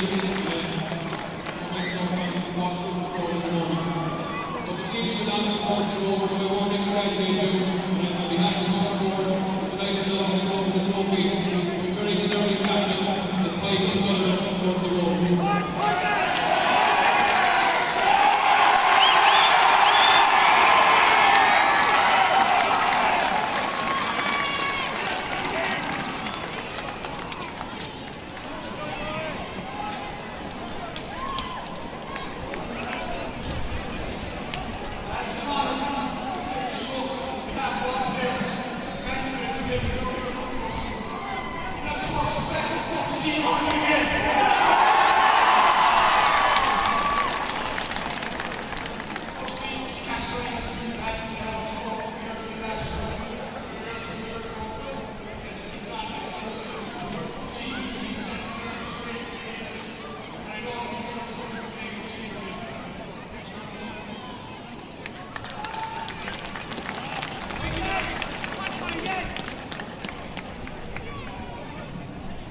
There's a couple of things there that I started off our championship now. We need to start here. We told what we wanted.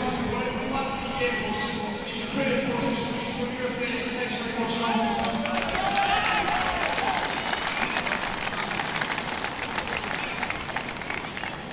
To our sectors, they can launch, they can give us anything they want to first. And team, the Irish government teams is critical first. And the analytics on that subject.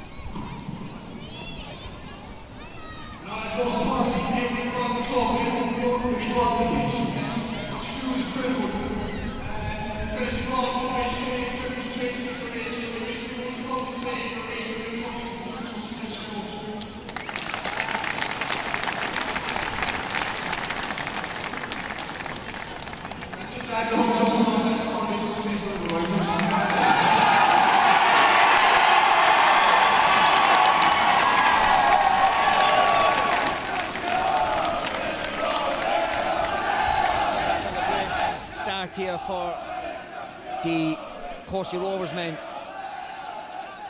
Massive celebrations it is indeed, and now they advance forward to Munster Championship territory.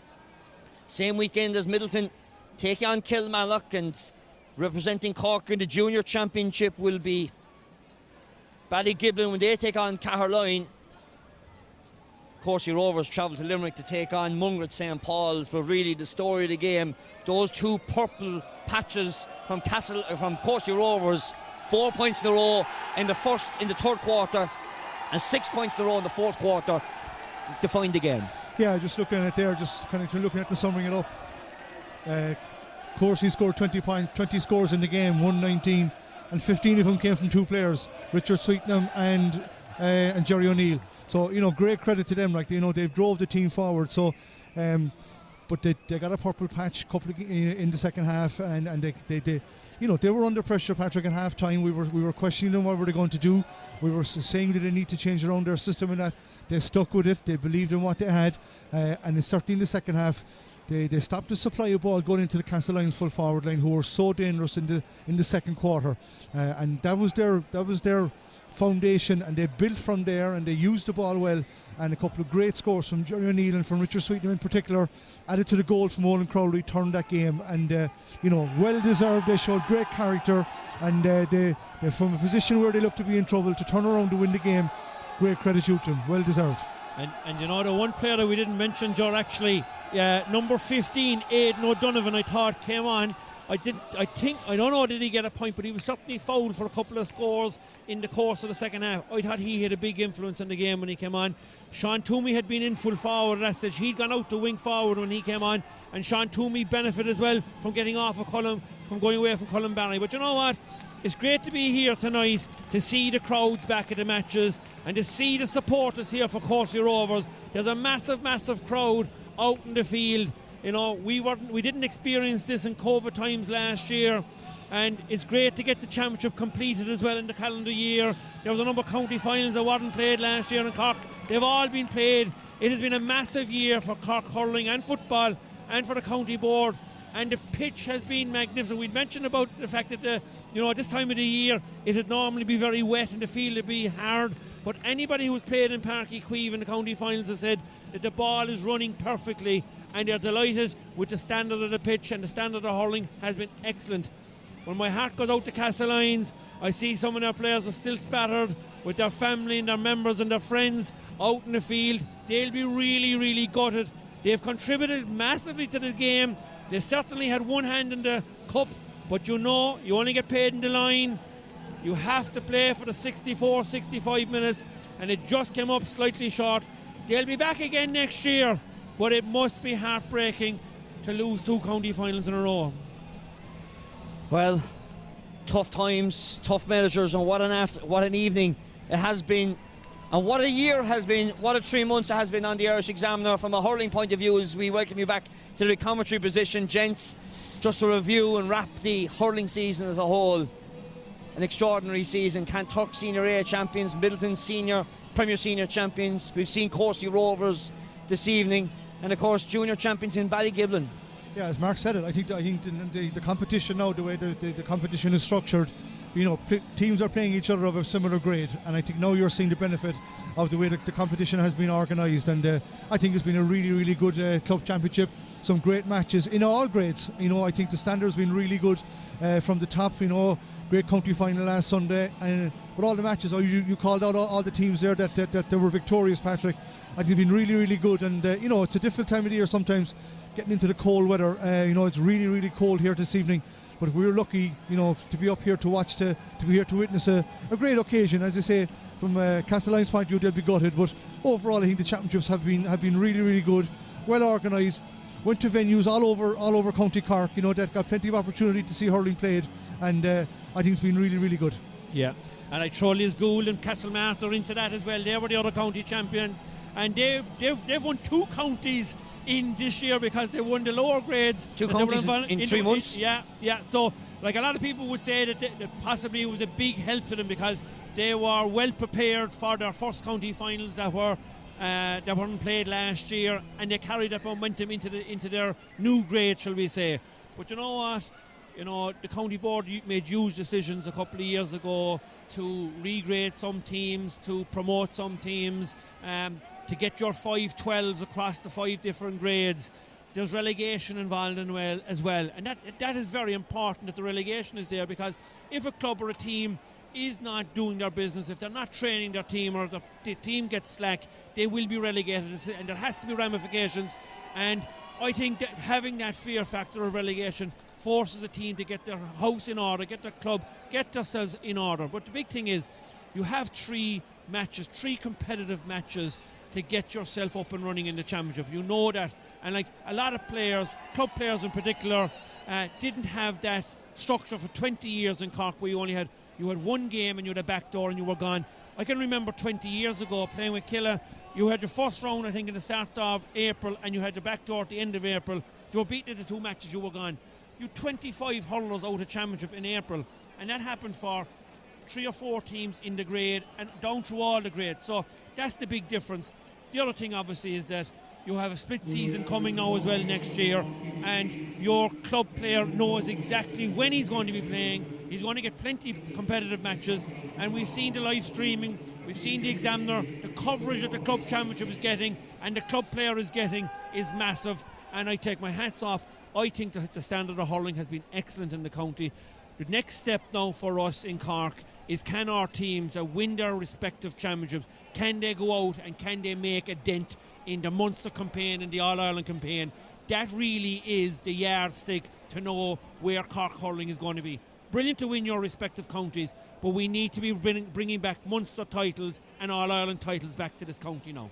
Yeah, I agree with that completely. I think now at this stage, our top teams going into Munster, their season is still going on, but the season, if they were to win it, will be finished late January, early February, and they have 6 months off then to recover and recuperate and go again.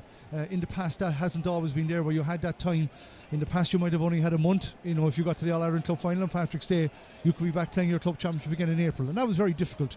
Whereas now, the season continues for the teams that are going into Munster, and as Mark said, great opportunity. I think all the teams that are representing Cork should make a big effort to go on and try win Munster, and if they're successful there, to go on and try win the All-Ireland Club Championships in their respective grades. Yeah, and you'd be hoping, the first time, I think a lot of neutrals, GA people will go and follow the likes of Midland, they'll follow the Ballygiblins, they'll follow the Courcey Rovers, whatever, and I would be encouraging people that if they get the opportunity to go, this is Cork now. It's not Courcey Rovers or Midland or Ballygiblin, and if you're the neighbour, I hope they don't win. No, that's not what that's about. What it's about now is Cork hurling. Now when a team goes out of this county, that everybody gets behind them and they support them. And if that means getting in the car and heading off on a Sunday afternoon for a drive with the kids, well, that's what it will be, because it's 3 away games on the weekend of the 11th and 12th of December. Get the jacket on you, get the scarf on you, head away, have the grub maybe on the way, and go and support your Courcey Rovers, your Middleton and your Ballygiblin in the Munster campaign. We could always do it like this, man. Put on the big bomber jacket and have your spuds and tea at 10 o'clock this morning before you come up. Lads, to wrap up, look, an extraordinary game. Courcey Rovers, never say die, showing huge character. Yeah, absolutely. I think, it was just a tight game, 119-118, came right down to the wire. Castlelyons had chances, there's 2 or 3 opportunities here, all went wide on this side of the post. They got a couple of breaks from a couple of decisions early on in the second half. They probably went, did they go with steam in the second half? They just couldn't get into the game. I think that, in fairness to Courcey's, they stayed with their tactics, they stayed with it, they walked the ball through the line, and they got their big players on the ball. Sean Toomey, Richard Sweetnam, and Jerry O'Neill with the scores, and they kind of sucked the life out of Castlelyons in the second half, and got momentum, got the scores, and got a bit of luck along the way, and fair play to them, and they're well-deserved county champions. Yeah, and I suppose just to add to that, I suppose they made a good few substitutions, Ger. The team that was announced, there was 3 changes in advance. I think all the lads, had come on at some stage during the game. I think that the mentors from Courcey Rovers used the bench fierce well, and they stuck with their plan as well. And it certainly wasn't an easy dressing room to go into at half-time 6 points down. But the turnaround 6 points, and Castlelyons scored 7, I think straight after, even went 8 points up. I think, Patrick, you mentioned they were 8 up at one stage. But we all know from hurling, 8 points in a hurling game is nothing. Once momentum starts to turn, and the all-important goal came, Olin Crowley, you'll be I'd say you'll be anointed tonight, I'd say, because that goal set up by Sean Toomey had a huge influence in the game. But I think, my heart goes out to Castlelyons because been beaten in 2 county finals in a row, but they got the opportunity. I don't think they can have anyone to blame. I think the referee and his officials, they were very, very sharp tonight. They picked up the hand pass after half time. They picked up Stephen Nine picking the ball off the ground. Stephen will probably say he popped it into his hand, but looking back at the replay, it looked like. So Dave and his umpires and his linesmen, I think, had a very, very good game as well. He should be very happy. So overall, fantastic, great to be here, fantastic game of hurling, and I think Courcey Rovers would have to get the plaudits for sticking to the plan and finishing it out. Well, what an evening and what a season of hurling it has been. My thanks to Mark, George, Shawnee and all our hurling contributors for the season here on the Irish Examiner. Tomorrow, our attentions to the big ball.